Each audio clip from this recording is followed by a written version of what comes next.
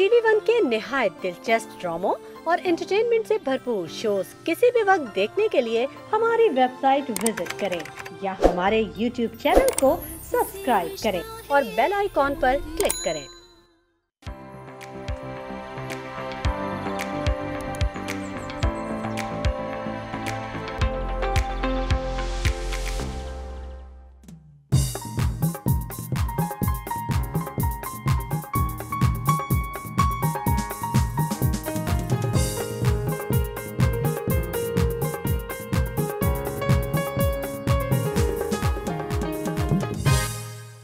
Bismillahirrahmanirrahim. Assalamu alaikum. Welcome to the special program Morning Star, a World Population Day with Talha Jitoi. यकीनन मैं उम्मीद करता हूं कि आप सब खैर व आफियत के साथ होंगे, ठीक ठाक होंगे। मेरी दुआएं आपके साथ हैं। और आज हम स्पेशल प्रोग्राम कर रहे हैं क्योंकि आज दुनिया भर में वर्ल्ड पॉपुलेशन डे मनाया जा रहा है जो 1887 में शुरू हुआ था और आज तक जारी है। और मैं यकीनन क्रेडिट दूंगा टीवी वन और इनकी मैनेजमेंट को, इनकी लीडरशिप को, जिनके विजन की बदौलत हम पाकिस्तान के और दुनिया के इंपॉर्टेंट तरीन इशूज़ को हाईलाइट करते हैं जो शायद हम देखते हैं कि दुनिया के और पाकिस्तान के दूसरे मीडिया आउटलेट्स नहीं करते। लेकिन I always like to start my show किसी अच्छी बात से, और अच्छी बात ऑफ कोर्स दीन की बात होती है। तो मैं यकीनन कोट ऑफ द डे से अपने प्रोग्राम का आगाज़ करना चाहूँगा। इससे पहले कि हम पॉपुलेशन को डिस्कस करें थरोली, मैं बताना चाहूँगा कुरान पाक की एक सूरह है, सूरह आल अहज़ाब, जिसमें अल्लाह ताला फरमाते हैं बिस्मिल्लाहिर्रहमानिर्रहीम इन्नल्लाहा व मलाइकतहु युसल्लूना अलन नबी हक नबी या अय्युहल्लज़ीना आमनू वसल्लु अलैहि वसल्लिमु तस्लीमा अल्लाहुम्मा सल्लि अला व आले मोहम्मद।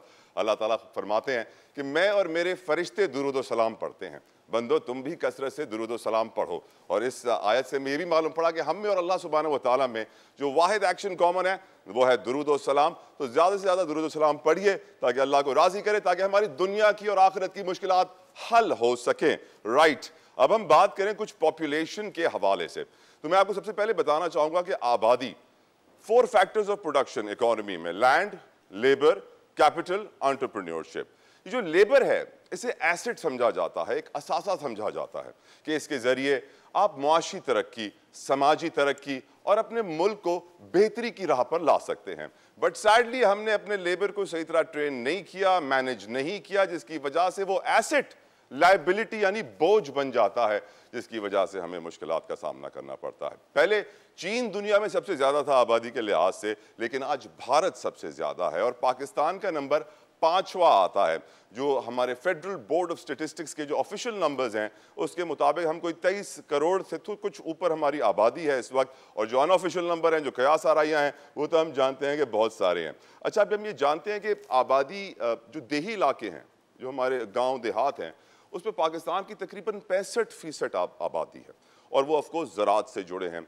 और ज़राअत से जुड़े जो लोग होते हैं वो यही कहते हैं कि जितने ज़्यादा बच्चे होंगे उतने ज़्यादा मेरे पास किसान होंगे, खेतों में जा सकेंगे, आसानी होगी। तो यकीनन अवेयरनेस उनको देना बहुत ज़रूरी है, क्योंकि आबादी के बढ़ने की वजह से हमारे बहुत सारे इश्यूज़ बढ़ जाते हैं। जैसे पॉपुलेशन बढ़ेगी, हमें इंफ्रास्ट्रक्चर चाहिए होगा, हमें घर चाहिए होंगे, हमें स्कूल चाहिए होंगे, हमें हॉस्पिटल्स चाहिए होंगे, हमें नौकरियां चाहिए होंगी। लेकिन सैडली आबादी बढ़ रही है, जो ग्रोथ रेट है पहले था 2.0, अब वो 2.4 2.5 तक आ चुका है। यानी आबादी की रफ्तार में इजाफा होता चला जा रहा है, होता चला जा रहा है। और जब भी पॉपुलेशन कंट्रोल की बात आती है तो हर पाकिस्तानी के दिमाग में एक ही जुमला आता है, हम दो हमारे दो। ये कैंपेन तो मार्केटिंग की बड़ी मशहूर थी और सबको पसंद भी आई थी, लेकिन सैडली इस पे इम्प्लीमेंट हम नहीं करवा सके, अमल दरामद इस पर हम नहीं करवा सके। लेकिन पाकिस्तान में बहुत सारे कमाल इदारे भी हैं, जिसमें of course population services international है, उसको भी हम आगे चल कर तफसीलन डिस्कस करेंगे कि वो कब से काम कर रहा है, क्या काम कर रहा है। बड़े कमाल हमारे पास गेस्ट होने वाले हैं पॉपुलेशन के हवाले से, और कुछ फैक्ट्स एंड फिगर्स भी हैं जो मैं आपके साथ शेयर करना चाहूँगा पॉपुलेशन के हवाले से, कि इस वक्त फैमिली प्लानिंग की जितनी हमें ज़रूरत है मैं नहीं समझता किसी और को ज़रूरत होगी। लेकिन सैडली हम फैमिली प्लानिंग के इशू को सीरियसली ले नहीं रहे हैं। मजहबी मिसकंसेप्शंस इसके हवाले से अलग हैं, उनको भी हम आज डिस्कस करेंगे ताकि तफसीलन आपको बता सकें कि मज़हब हमें क्या कहता है, क्या रहनुमाई देता है अपनी फैमिली के हवाले से। ज़रूरी नहीं है कि फैमिली में जितने ज़्यादा बच्चे होंगे आप उतना जन्नत के करीब जाएंगे। साथ साथ हमारे मुल्क में एक और प्रॉब्लम है, लड़कियों की शादी 16-17 साल की उम्र में कर दी जाती है, और फिर जो है वो 18-19 साल की उम्र से बच्चे पैदा शुरू कर देती हैं, और फिर उसकी वजह से जो है देखा ये जाता है कि 40-45-50 साल की उम्र तक 10, 12, 13, 14 बच्चे भी हो जाते हैं, and people are proud of it. उनको फख्र होता है कि मेरे 14 बच्चे हैं, मेरे 11 बच्चे हैं। आजकल तो मुकाबला भी चल पड़ा है, वो कहते हैं मेरे 38 बच्चे हैं, मैंने 4 शादियां की है, मैं 50 मारने वाला हूं, मैं सेंचुरी करने वाला हूं। खुदारा खुदारा खुदारा खुदारा अपनी दुनिया को देखिए, अपने मुल्क को देखिए, अपने हालात को देखिए, अपने इंफ्रास्ट्रक्चर को देखिए, अपने असासों को देखिए, अपने रिसोर्सेज को देखिए। दुनिया की कुल आबादी आज 8 अरब से तजावुज कर चुकी है, और 8 अरब से तजावुज करने का मतलब यह है कि क्या हमारे पास इतनी गंदुम है, इतने चावल हैं, इतने कॉटन है कि हम 8 अरब के कपड़े बना सकें, उनका पेट भर सकें, उनको खिला सकें, उनको पिला सकें। आपको हैरत होगी ये जान के कि पाकिस्तान में 30% बीमारियां और 40% अमवात गंदे पानी की वजह से होती हैं। अब आप सिर्फ 2 मिनट अपने दिल पे हाथ रख के सोचिए कि हम मिनहसल कौम अपने पाकिस्तानी भाइयों बहनों को साफ पानी तक नहीं दे सके, और साफ पानी ना होने की वजह से कितने लोग मर रहे हैं। इंतहाई अफसोसनाक सूरत हाल है। और एयरवेव्स मीडिया एक ऐसा इदारा है, एक ऐसी ऑर्गेनाइजेशन है जहां पर इस इशू को दिल से उठाया जाता है, क्योंकि हम पाकिस्तान से प्यार करते हैं और पाकिस्तान के मुस्तकबिल की खातिर बड़े परेशान हैं, और हम चाहते हैं कि हमारा मुस्तकबिल रोशन हो। इसीलिए अपना फर्ज पूरा अदा कर रहे हैं, अवेयरनेस आप तक पहुंचा रहे हैं, क्योंकि ये अवेयरनेस आप तक पहुंचना बहुत जरूरी है। यहां पर एक ब्रेक लेने का मुझे कहा जा रहा है, ब्रेक लेते हैं। ब्रेक के बाद प्रोग्राम जारी रहेगा। हमारे पास बड़े प्यारे मेहमान होंगे, हमें ज्वाइन करेंगे डॉक्टर यास्मीन काजी, आयशा लगारी, प्रोफेसर जुबैदा साहिबा। लेकिन एक ब्रेक लेते हैं, और बहुत सारे और भी सेगमेंट्स हैं, एक्सरसाइज के, किचन के and what not. Stay tuned.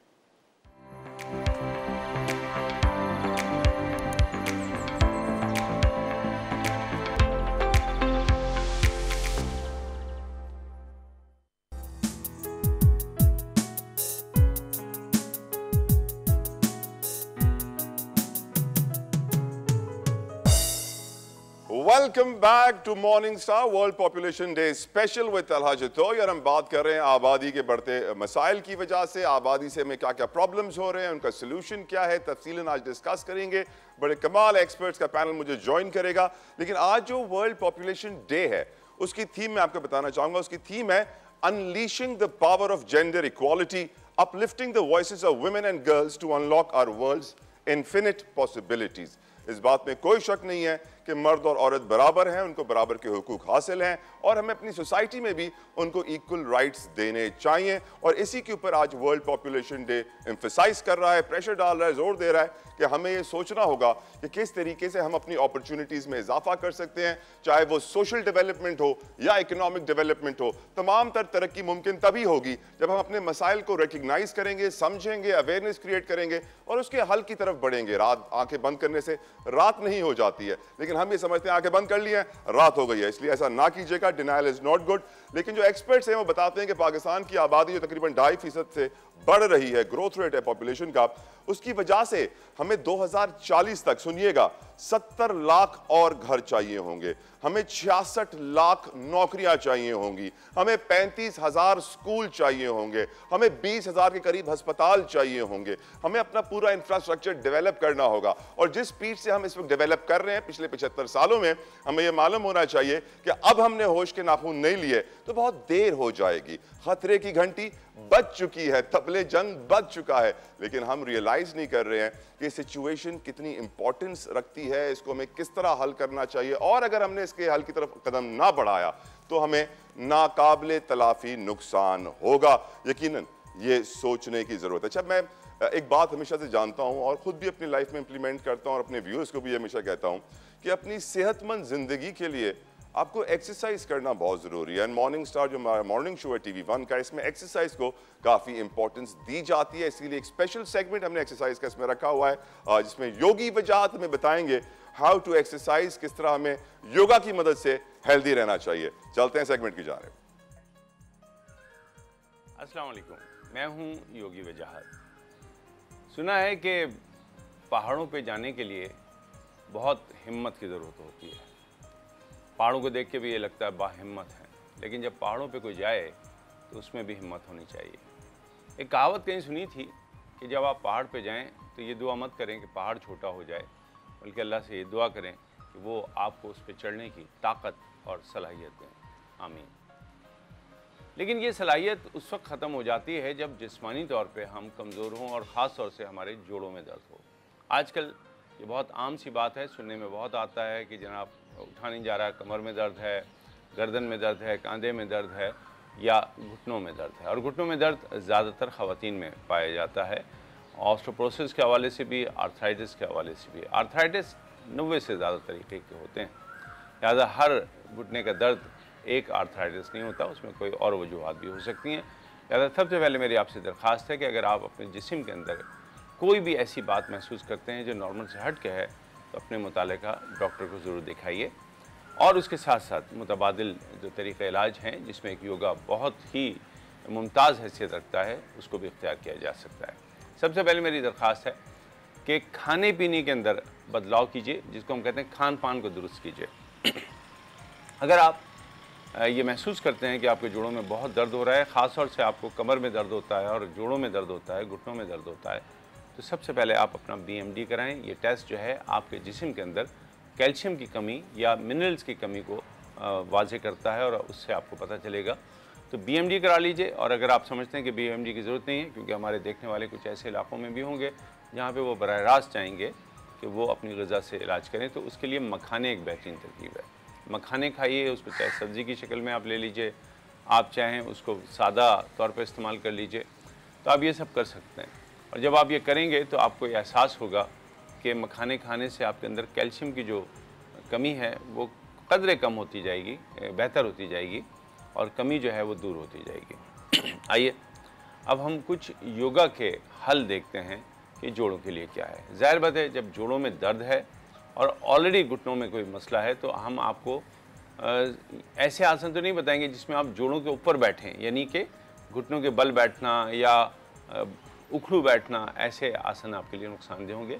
आप आराम से कुर्सी पे बैठ जाएं, कुर्सी पे बैठ के अपने पैरों को सीधा करें और थोड़ा सा पैरों को हिलाते रहें, उससे भी आपको फ़र्क पड़ेगा। लेकिन अगर आप मेरी तरह नीचे बैठे हैं तो फिर देखिए क्या करेंगे। बहुत सिंपल सा तरीक़ा है जनाब। इस पैर को सीधा किया, आराम से इस पैर पे ध्यान देना है आपको। आप कुछ ना करें, मामला घुटने का है तो हम कैसे इसको ठीक करेंगे, हम इसको थोड़ा सा लॉक करेंगे, ये देखिए, ढीला छोड़ देंगे, फिर लॉक किया, ढीला छोड़ दिया। कार्टेज को इस तरह पकड़ें और क्रॉस में, प्लस में नहीं, ज़रब का जो निशान होता है उसमें इसको हिलाने की कोशिश कीजिए। ये कम से कम 10-15 दफ़ा ये कीजिए। ये बहुत सिंपल एक्सरसाइज है, बज़ाहिर देखने में लगता है जी ये क्या हुआ, आपको पहले ना बड़ी टाइट सी लगेगी, ये बहुत टाइट होगी, आप कहेंगे ये तो हिल नहीं रहा। लेकिन जब आप पैर को ढीला छोड़ देंगे तो ये पॉसिबल हो जाएगा। ये बोन जो है, कार्टेज बिल्कुल ऐसे रखी हुई है। हो गया। अब हम इसको क्रॉस करते हैं, तो हम इस हाथ से भी इसको क्रॉस कर सकते हैं या इधर से देख लीजिए। मैं इस तरह नहीं कर रहा सीधा, मैं इस तरह स्ट्रेच कर रहा हूँ। जैसे जैसे ये फ्लेक्सिबल होती जाएगी आप हैरान होंगे कि खासा फ़र्क पड़ेगा आपके घुटनों के दर्द का। दूसरी एक्सरसाइज अब ये दोनों पैरों में होगी, मैंने एक में की है, ठीक है। कितनी देर करना है, जितना देर आपको अच्छा लगे, लेकिन अगर आप इसको कम से कम भी 1-1 मिनट कर लें तो बहुत जल्दी फ़र्क पड़ेगा। आइए इस पैर को हिलाते हैं और सिंपल एक्सरसाइज है, कुछ भी नहीं मेहनत करना पड़ रही, कहीं हमें जाना नहीं पड़ा पार्क में, हमें ये नहीं कहना पड़ा कि जी हम पार्क इसलिए नहीं जा रहे कि हमारे घुटनों में दर्द हो रहा है। घुटनों का दर्द ही उस वक्त हम ठीक करेंगे जब हम घुटनों पे प्रेशर नहीं डालेंगे, ठीक है। इसको हमने फोल्ड भी किया, लेकिन हम थोड़ी सी देर फोल्ड करेंगे और हमारा टारगेट जो होगा वो ये होगा और ये होगा। इसके साथ साथ हम इसको घुमाएंगे। तो आइए, मैं इस टो को अपनी तरफ खींच रहा हूँ, पैरों को अपनी तरफ खींच रहा हूँ, ये सब मसल्स मेरे टाइट हो रहे हैं। जब ये मसल्स टाइट होंगे तो हमारे पर जो प्रेशर आ रहा था यहाँ पे नी पे, वो कम पड़ेगा। एज ए डॉक्टर जब मैं पेशेंट को देखता हूँ तो भी मैं यही कहता हूँ कि जी जब घुटनों में दर्द हो तो एक्सरसाइज डॉक्टर से बिना पूछे कीजिए मत, क्योंकि आप घुटनों को और ख़राब कर सकते हैं। अब ये बहुत सिंपल सी एक्सरसाइज है, लेकिन इसमें एक एहतियात ये करनी है कि बहुत ज़्यादा पैर को फोल्ड करने वाली एक्सरसाइज से भी बचिए।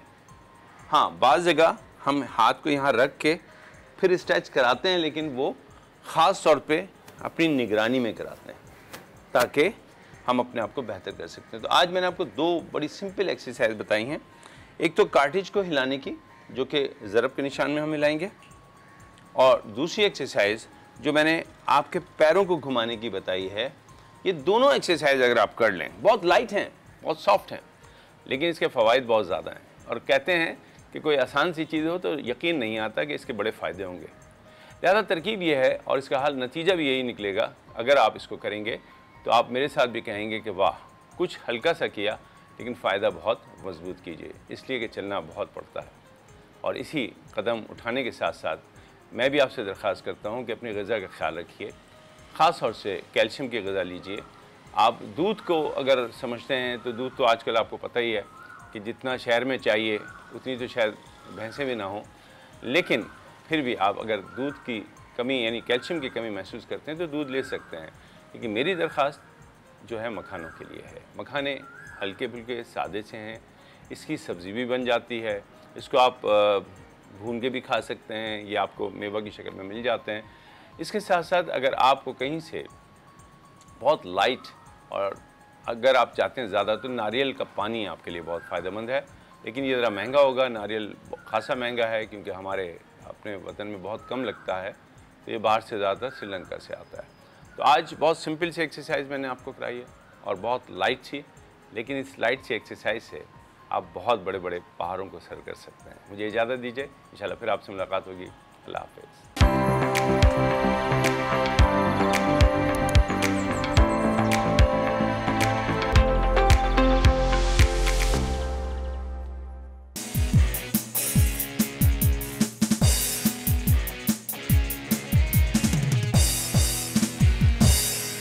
Welcome back to morning star population day special with Talha Jatoi. और अब हम बात कर रहे हैं, आज यकीनन पॉपुलेशन डे है, दुनिया भर में इस हवाले से अवेयरनेस क्रिएट की जा रही है, हम भी अवेयरनेस क्रिएट कर रहे हैं। और आज हम जिस इदारे की बात करेंगे उसका नाम है पॉपुलेशन सर्विसेज इंटरनेशनल।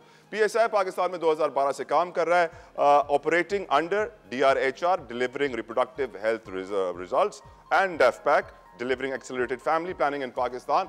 और बड़ा बेहतरीन काम किया जा रहा है इनकी तरफ से, न सिर्फ अवेयरनेस क्रिएट की जा रही है, हेल्प की जा रही है ऑन ग्राउंड फैमिलीज़ को, फैमिली प्लानिंग में, डिलीवरीज में, फ्लड रिलीफ में बहुत काम किया जा रहा है। और मेरे साथ इस वक्त इस इदारे की PSI की country director Ayesha Lagari studio में ज्वाइन कर चुकी हैं। Ayesha, welcome, good morning, thank you so very much for coming on our show. I am sure आपके लिए आज बड़ा इंपॉर्टेंट डे है, बिजी डे है, and it's a busy start. लेकिन before we start our discussion, एक वीडियो आपने बनाई थी #जगह बनाओ के नाम से, जो बड़ी मशहूर हुई, आपको पसंद आई? बहुत। व्यूअर्स को दिखाते हैं फिर डिस्कस करते हैं, हैव अ लुक।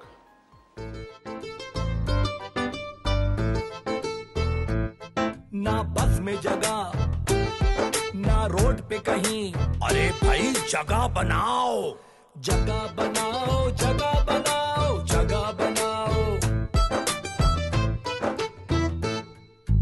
हॉस्पिटल है भरे, हर जगह है मच में, अरे भाई जगह बनाओ, जगह बनाओ, जगह बनाओ, जगह बनाओ। बाजारों में चले कंधे से कंधे, जगह बनाओ, जगह बनाओ, जगह बनाओ।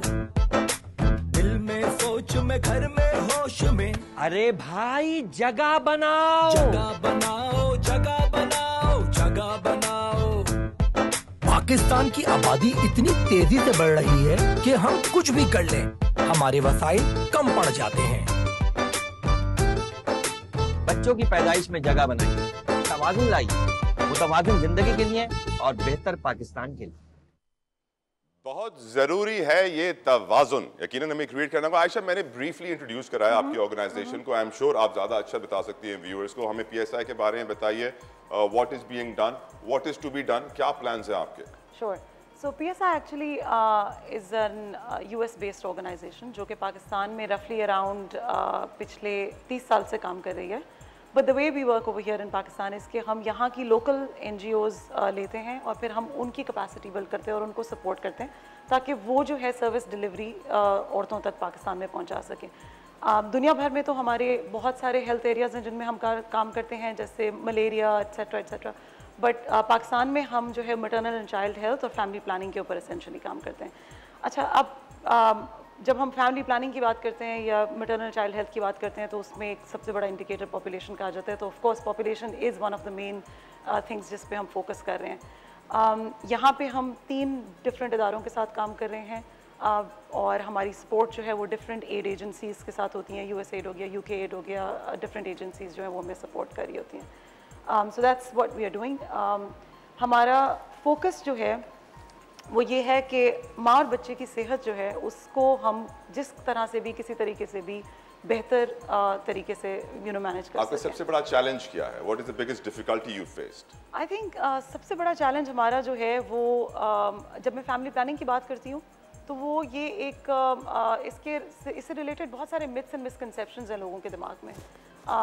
सो उसकी वजह से हमारे जो सोशल कल्चरल एनवायरनमेंट है वो एक सबसे बड़ा इशू है, जिसकी वजह से हमें बहुत ज़्यादा सोशल बिहेवियर चेंज की तरफ काम करने की ज़रूरत पड़ती है, बट वो उतने अच्छे तरीके से हो नहीं पाता बिकॉज हमारे कल्चर आपको पता है बहुत ज़्यादा इनग्रेन्ड है हमारी लाइफ में। तो that's one of our biggest problems, जो myths and misconceptions related to family planning है, दैट्स द बिगेस्ट प्रॉब्लम। सबसे बड़ी मिथ कौन सी है? बहुत सारी सुनी है, बहुत फनी भी सुनी है। बताएं। एक मैंने मिथ ये भी सुनी है कि कॉमन वाली अगर कुछ देखें तो ये है कि जी अगर आप फैमिली प्लानिंग का कोई मेथड इस्तेमाल करेंगे तो आप आइंदा कभी कंसीव नहीं कर पाएंगे, बच्चे नहीं हो पाएंगे। बट फनी मैंने ये भी सुनी है कि जी मैंने वो एक फैमिली प्लानिंग का मेथड जब से इस्तेमाल किया वो मेरे दिमाग में चढ़ गया और मुझे बहुत ज़्यादा सर में दर्द रहता है। That has nothing to do with it, but इस तरह के आपको याद है ना कि कोविड की वैक्सीन लगाएंगे तो वो मैग्नेट चिपक जाएगा। बिल्कुल एग्जैक्टली। तो वो फैमिली प्लानिंग के जितने भी हमारे मेथड्स हैं उसमें भी यही एक इशू रहता है। जो इस साल थीम है वर्ल्ड पॉपुलेशन डे की, unleashing the power of gender equality, हम कितना वक्त हमें और लगेगा मर्द और औरत को बराबर करने में? That's a very good and loaded question. I think जहाँ हम बैठे हैं पाकिस्तान में वहाँ अभी तो हमें बहुत टाइम लगेगा अनफॉर्चुनेटली, क्योंकि अभी तो हमारी औरतें जो हैं वो बेसिक नीड्स में ही बहुत पीछे हैं। And when I say about basic needs I mean about education. हम तो पढ़ाई की तरफ भी अभी तवज्जो नहीं दे रहे। अगर मैं डिजिटल की बात करती हूँ तो पाकिस्तान में आप देखें कि Pakistan is one of those countries जहाँ पे सेल फोन पेनिट्रेशन बहुत हाईएस्ट है, लेकिन जब आप डिजिटल डिवाइड देखते हैं तो औरतों के पास उसकी भी वो भी नहीं है। Very true. I am so sorry to interrupt Ayesha, पर मेरे कान में प्रेशर है कि एक ब्रेक लेना है। ब्रेक ले लेते हैं। ब्रेक के बाद आयशा लगारी हमारे साथ मौजूद है, PSI की कंट्री डायरेक्टर। पॉपुलेशन डे है, स्पेशल प्रोग्राम ये जारी है, आप कहीं मत जाइएगा, स्टे ट्यून्ड।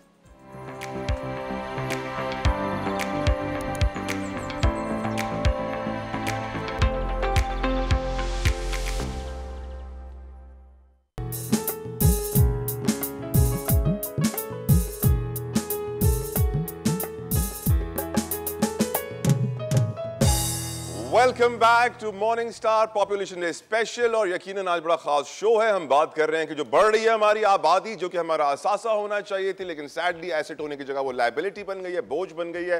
किस तरह से कंट्रोल किया जाए? मेरे साथ इस वक्त स्टूडियो में मौजूद हैं population services international country director Ayesha Lagari, और बड़ी इंटरेस्टिंग डिस्कशन उनसे हो रही थी। आयशा, हम ब्रेक में भी डिस्कस कर रहे थे इंसेंटिवाइज।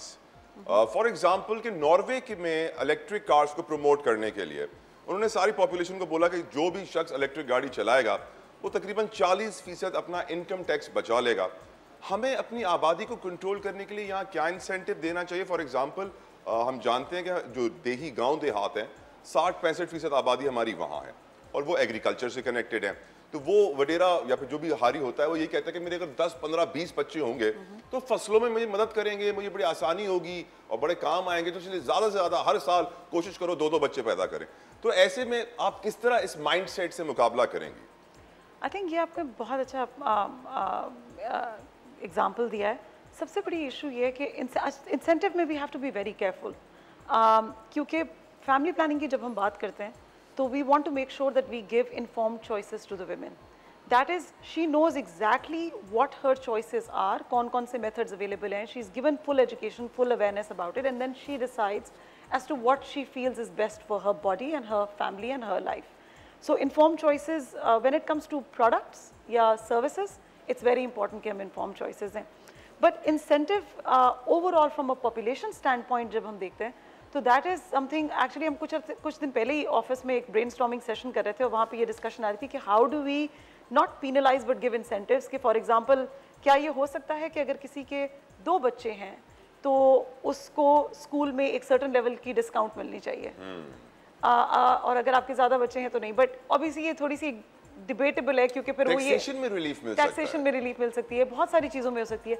बट इन सारी चीज़ों के लिए सबसे ज़्यादा ज़रूरी है, देखिए ऑप्शंस बहुत निकल सकती हैं।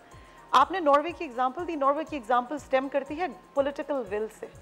There was a will at the government level, at the industries जो भी उसमें काम करी थी, और they all came together and they said ये करना तो है, अब इसको कैसे किया जाए। पॉपुलेशन के इशू में अनफॉर्चुनेटली अभी तक हम पाकिस्तान उस स्टेज पे आया नहीं है। क्या हम पॉपुलेशन के इशू को सीरियसली लेते हैं आयशा?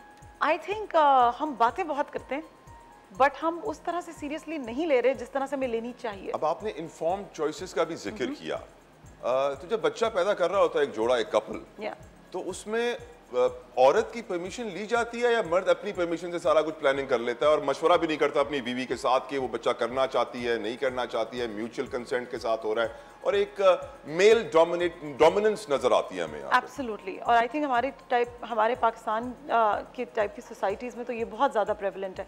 हमने एक रिसर्च भी की है, इसमें एक इंटरेस्टिंग डायनामिक ये आता है कि women are usually not asked about how many kids do they want. ये decision थीम है जेंडर इक्वालिटी। एग्जैक्टली, ये डिसीजन नॉर्मली लिया जाता है सोसाइटल प्रेशर की वजह से। मैं सिर्फ ये भी नहीं कहूँगी कि इट्स अ मैन्स डिसीजन, वो भी सोसाइटल प्रेशर की वजह से ये डिसीजन ले रहा होता है।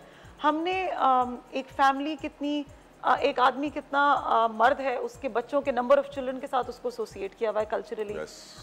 औरत की ताकत घर में जो है वो बच्चों नंबर ऑफ चिल्ड्रन के साथ की हुई है। सारे गलत पैरामीटर्स के साथ हमने नंबर ऑफ किड्स को अटैच किया हुआ है। सो ये हमारा एक कल्चरल इशू है। We did some research with men as well and when we spoke to them they said कि जी मुझे भी इतने बच्चे आज की इकोनॉमी में नहीं चाहिए। Of course, but the issue is कि मुझसे सोसाइटी की डिमांड ये है कि मेरा बेटा होना ज़रूरी है या मेरे इतने बच्चे होने ज़रूरी हैं। गाँव देहात की आपने बात की, you said you know rural areas में बहुत ज़्यादा ये चीज़ प्रेवलेंट है। रिसर्च कहती है कि अर्बन में भी उतनी है। रूरल एरियाज़ में हमारी पॉपुलेशन जनरली ज़्यादा है, उसकी वजह से हमें वो वॉल्यूम बहुत ज़्यादा लगता है। But even when you look at the gap between the use and the need to space and the use of contraceptive methods, तो वो अर्बन लोकेलिटीज़ में भी उतना ही है, डिवाइड उतना ही है। अर्बन लोकेलिटीज़ में आ जाता है अफोर्डिंग क्लास, ये कहती है मैं तो उतने ही बच्चे कर, you know, I can afford it, so I can have as many kids as I want. Nobody looks at women's health. Nobody looks at कि ये सिर्फ आपके घर का डिसीजन नहीं है, ये आपके शहर, आपके मुल्क का भी है। आपके पास रिसोर्सेज हो सकते हैं कि आप 4 बच्चे, 5 बच्चे, 6 बच्चे पैदा कर सकें। आपके मुल्क के पास इतने रिसोर्सेज नहीं है कि आप इतने बच्चे पैदा कर सकें। दैट एंगल से तो हम we don't even think about it. हम तो सिर्फ अपने घर को सिर्फ देखते हैं। इनफैक्ट प्रोग्राम के आगाज में मैंने एक इंटरेस्टिंग फैक्ट भी दिया था, ये तकरीबन 30% बीमारियां और 40% मुल्क में अमवात गंदे पानी की वजह से होती है, सिर्फ पानी। अच्छा, अब चाइना का एग्जांपल ले लेते हैं। चाइना ने वहाँ पे अपनी गवर्नमेंट की विल दिखाई और बैन लगा दिया, एक पॉलिसी निकाल दी कि कोई भी एक बच्चे से ज्यादा पैदा करेगा जेल में डाल देंगे, पाबंदी कर देंगे, जुर्माना करेंगे, सजाएं देंगे। हम ये क्यों नहीं कर सकते? स्पेशली योर ऑर्गेनाइजेशन जो गवर्नमेंट के साथ काम करती रहती है, कनेक्ट होती रहती है, तो उस वक्त आपको क्या प्रॉब्लम्स फेस होती हैं? देखिए, अगर आपको याद हो बैक इन 80s 90s में हमारी पाकिस्तान के नेशनल कैंपेन चली थी बच्चे दो ही अच्छे जी। वो हर किसी को आज तक याद है।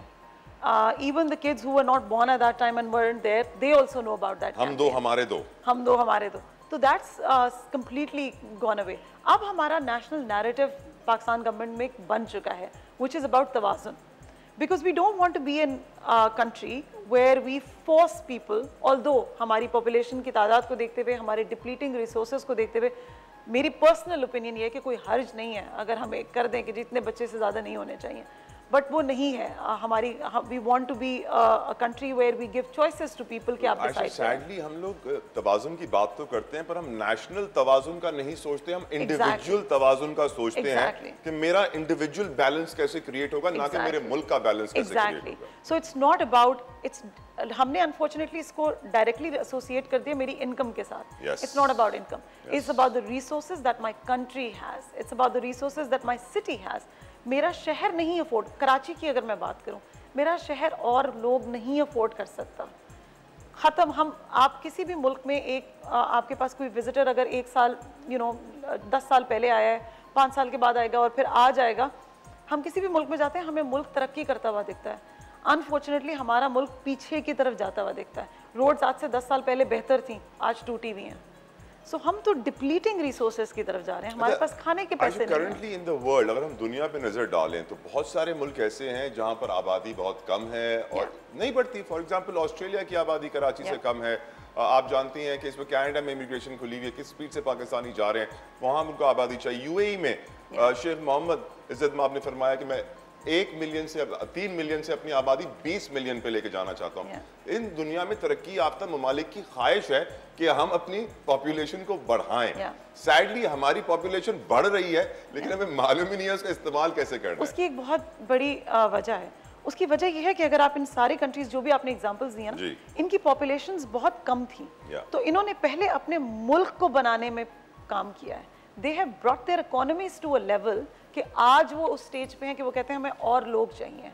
हमने अपनी इकोनॉमी पे तो काम किया ही नहीं, हम तो उस लेवल पे कभी आए नहीं कि where we have resources, we are economically we are stable, और हम लोग बढ़ाए जा रहे हैं। अगर पहले हम अपने मुल्क के ऊपर फोकस कर लें, it doesn't need to be कि आप हमेशा पॉपुलेशन के इश्यूज में रहेंगे।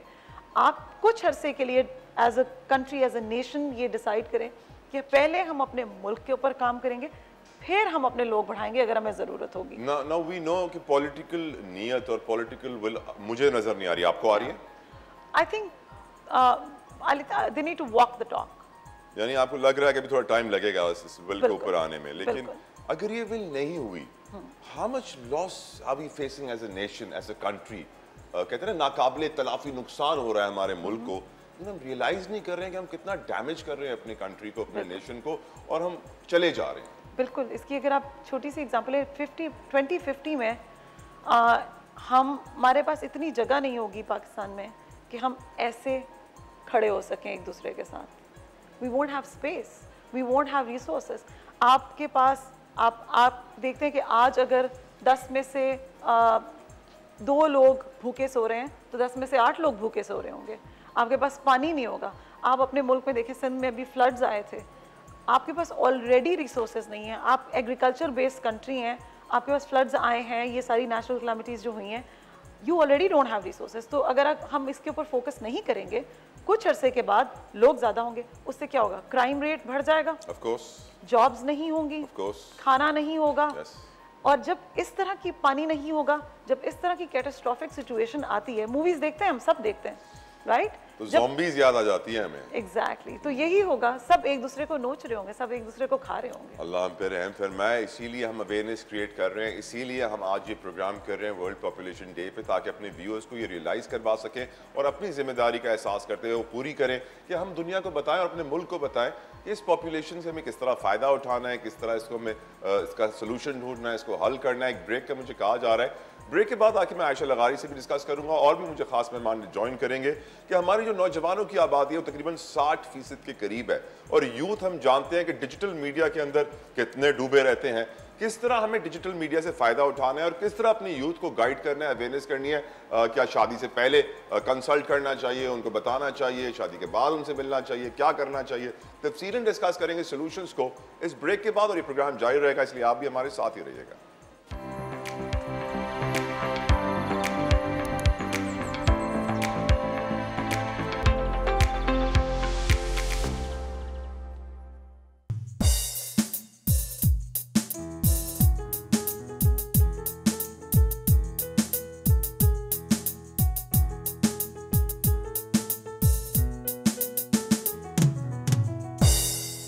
और हम आज अंताक्षरी नहीं खेलेंगे, आज हम बात करेंगे वर्ल्ड पॉपुलेशन डे की। मॉर्निंग स्टार में यकीनन आपको बताना चाहूंगा कि आयशा लगारी तो ब्रेक से पहले हमारे साथ थी। अब हमारे साथ एक और बड़ी कमाल मेहमान स्टूडियो में मौजूद हैं। अब मेरा फख्र है, बड़ी खुशी है कि उन्होंने हमें ज्वाइन किया है। डॉक्टर यास्मीन काजी साहिबा ने हमें ज्वाइन कर लिया है, who is a family planning expert. किसी तारुफ की मोहताज नहीं है, यकीनन पॉपुलेशन को कंट्रोल करने में आपकी खिदमत को सराहा जाता है पूरी दुनिया भर में। Doctor Yasmeen, thank you so very much. सुबह आप उठ के आ गए हमारे पास, तकलीफ दी आपको माजरत। नहीं जी, हम तो आदि है रोज सुबह उठ के काम करने की। माशाल्लाह, it was part of the routine. But doctor Yasmeen, हम तकरीबन 1 घंटे से हमारा प्रोग्राम चल रहा है और मैं एंड आयशा लगारी वो discussing a lot of issues. आपकी नज़र में पाकिस्तान में पॉपुलेशन के इशू को सीरियसली क्यों नहीं लिया जाता?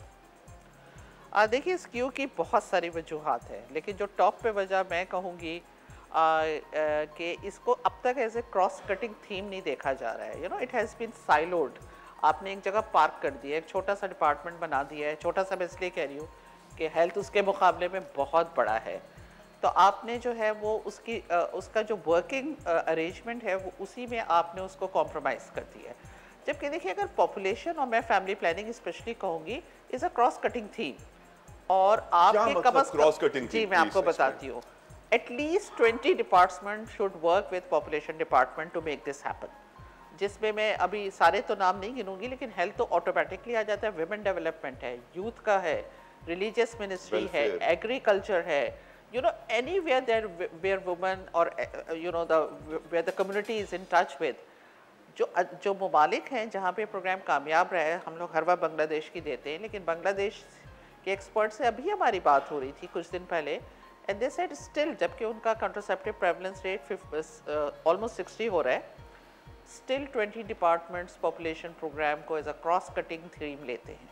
तो हमारे एक तो स्ट्रक्चरल डिफ़ॉल्ट है, दूसरा पॉलिटिकल कमिटमेंट वैसे तो नज़र आती है, लेकिन ये कि how do you convert that into actions, कि वैसे एवरीबडी से बहुत सीरियस इशू है, बिकॉज इसके इकोनॉमिक फॉल आउट होना शुरू हो गया है, हमारे डेवलपमेंट पे ये इम्पैक्ट कर रहा है। हम तो सालों से कह रहे हैं it's a women health issue, it's a women rights issue, it's a child right issue, लेकिन वो कोई सुनता नहीं है। हाँ, जब इकोनॉमिक फॉल आउट होता है एंड देन इकोनॉमिक क्रंच आता है, then everybody starts taking serious note of it, but we still need that serious note, because हमने ये भी देखा है जिन मुल्कों में कामयाब हुआ, मैं रीजन की बात कर रही हूँ, उसमें पॉलिटिकल कमिटमेंट ने बहुत काउंट किया, and political commitment with governance and accountability.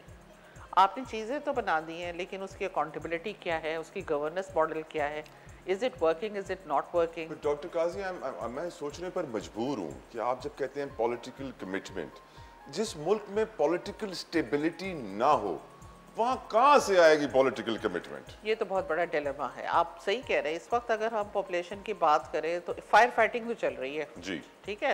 हमें पॉलिटिकल कमिटमेंट नजर आई 2018 में, जब सुप्रीम कोर्ट ने, हालांकि टू बी ऑनेस्ट उनका इतना फंक्शन नहीं था, उन्होंने सुओ मोटो एक्शन ले लिया था पॉपुलेशन पे। जो चीफ जस्टिस थे साकिब निसार, उन्होंने सबको बुलाया और कहा हो क्या रहा है, सेंसस आया था, जैसे वेयर आर वी गोइंग, ये डिपार्टमेंट कर क्या रहा है, मुझे तुम बताओ। तो वो एक सुओ मोटो एक्शन हुआ, उसमें काफ़ी high speed, very fast acting कुछ मूवमेंट हुई और टास्क फोर्सेस बनी, और हमारी 8 set of recommendation, several indicators आए, जिसको CCI ने बाद में अप्रूव किया, हाईएस्ट लेवल प्राइम मिनिस्टर। तो लेकिन क्या हुआ, उसके बाद कोविड हो गया, उसके बाद फ्लड्स आ गए, उससे पहले जो है पॉलिटिकल इनस्टेबिलिटी हो गई।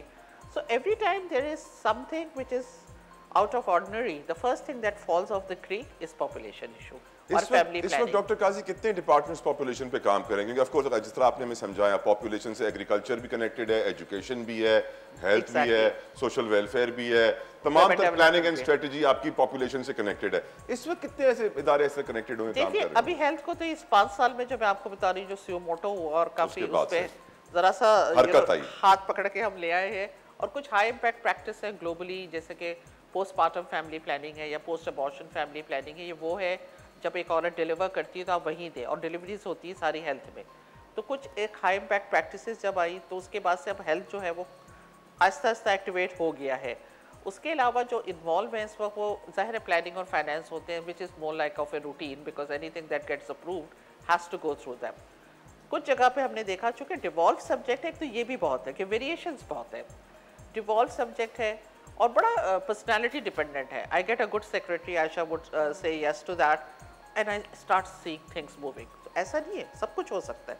और मैं बार बार ये बात कहती हूँ, हो सकता है आयशा ने की हो, and I might be repeating it, लेकिन मैं ये कहती हूँ, अगर पाकिस्तान कोविड मैनेज कर सकता है, such a low resource country, such a huge pandemic. नहीं, आप ये क्यों कह रही हैं, जरा एक्सप्लेन करें। टेलीविजन थोड़ा लेमैन के लिए होता है, तो एक्सप्लेन करें। मैं बता रही हूँ, अगर पाकिस्तान कोविड इतना अच्छा मैनेज कर सकता है कि वो ग्लोबल बेस्ट प्रैक्टिस में आ रहा है, जबकि इंतहाई कम रिसोर्सेज, इंतहाई congested population, and we were thinking कि यहाँ तो शायद सड़कों पे जिस तरह US में हुआ है उस तरह से लोगों की हमें डेड बॉडीज मिलेंगी।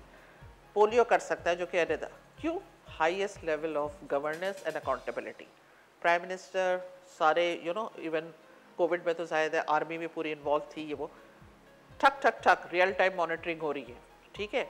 एक चीज़ हो रही है, उसका फॉरेन एक्शन लिया जा रहा है, ये हो रहा है, connections, everything was connected, everybody, private sector आ गया।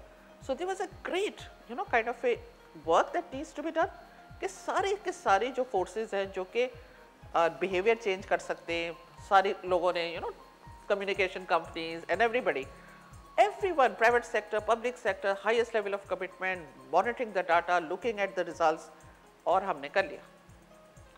और कुछ लोगों ने मुझसे कहा, बार बार एग्जाम्पल देती हूँ, उसमें डंडा चला था। मैंने कहा डंडा इसलिए चल गया था बिकॉज इतनी डेडली डिजीज थी, फैमिली प्लानिंग में हम डंडा नहीं मार सकते। लेकिन अभी भी अगर कहीं पोलियो केस हो जाता है, मैं आपको बता रही हूँ, डिप्टी कमिश्नर का ट्रांसफर हो जाता है। नहीं, पर आप फैमिली प्लानिंग में डंडा क्यों नहीं मार सकते? देखिए, एक ग्लोबल हमारा एक कमिटमेंट है कि कोर्जन नहीं आना है, बिकॉज ये it's about personal lifes, it's about having children. लेकिन आप जब देखिए, अब मैं हूँ और आयशा है, हमें तो किसी ने आके फैमिली प्लानिंग काउंसलिंग नहीं दी।